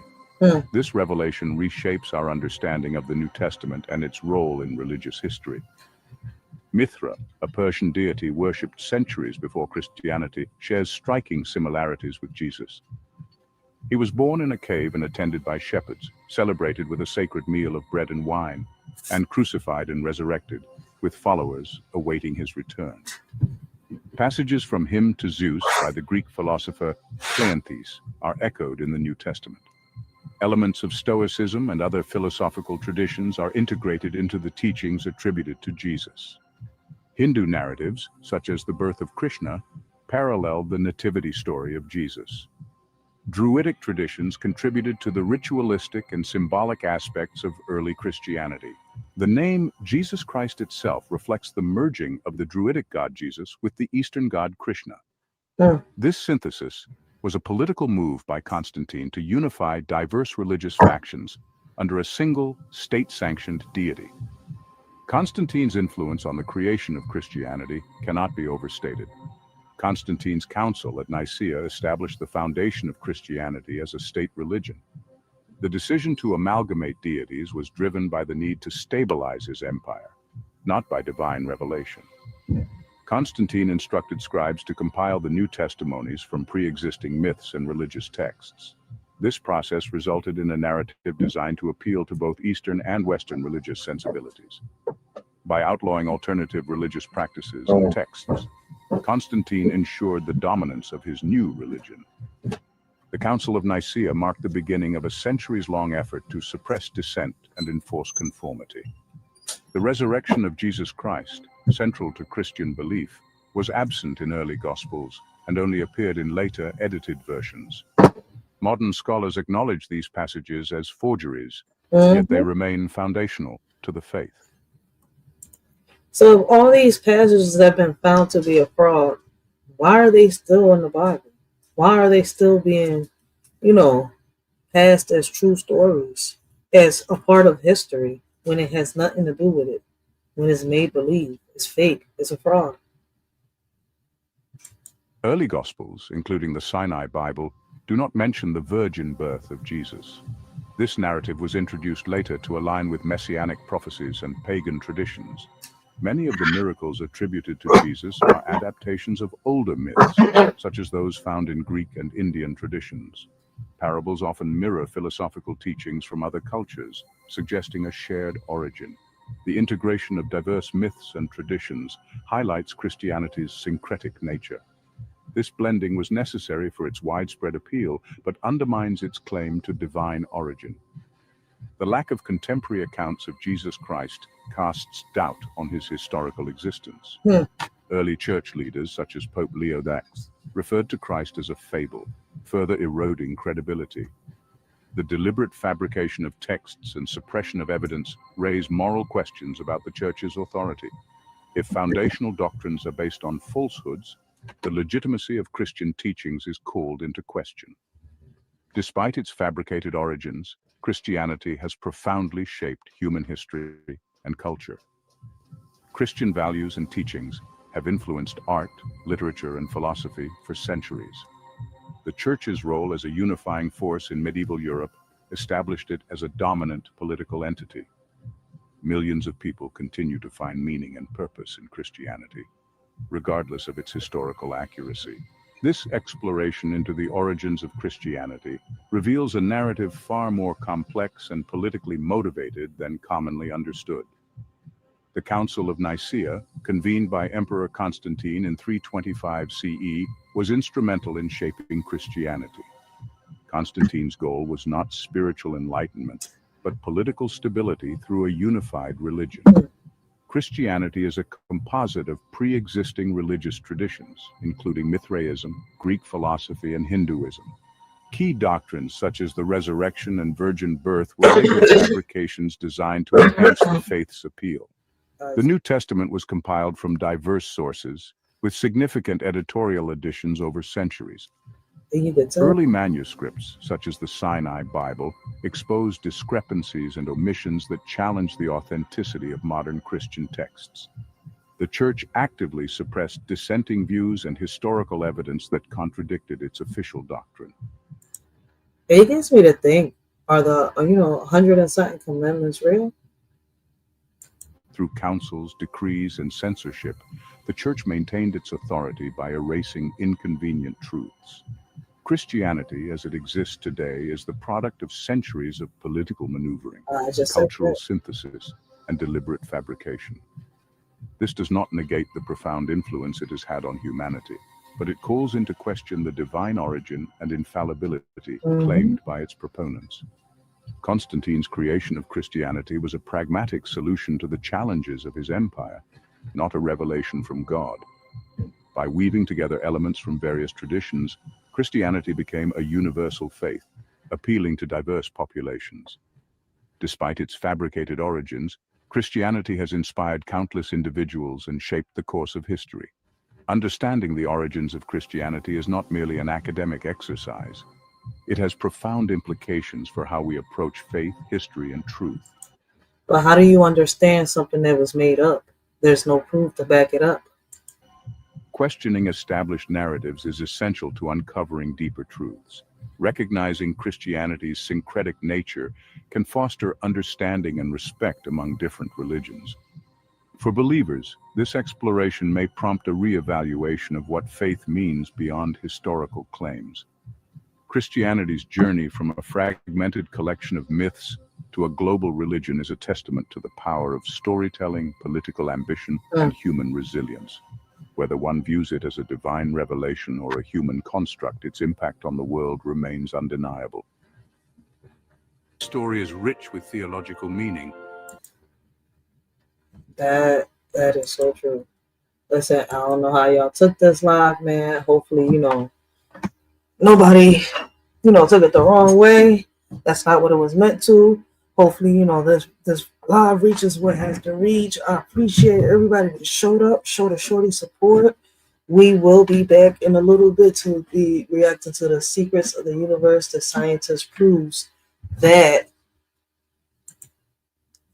My bad. The scientists prove that we're already dead. Evidence is everywhere. Do y'all believe that we, are soulless bodies walking around? Do y'all believe that, there's spirits in the vessels of these bodies that are walking around? Right? We will continue this off in a little bit. Right? I'm going to get me something to eat. Chill with my baby pops real quick. And then I'll get back to y'all. I appreciate the support. Till next time, it's your shorty Racheal. I hope all of y'all have a blessed and humble morning. Continue to have a blessed and humble day. Till next time, a shorty is out. Hold on. I gotta stop that. I did this all wrong. But yeah. All right, now I'm on.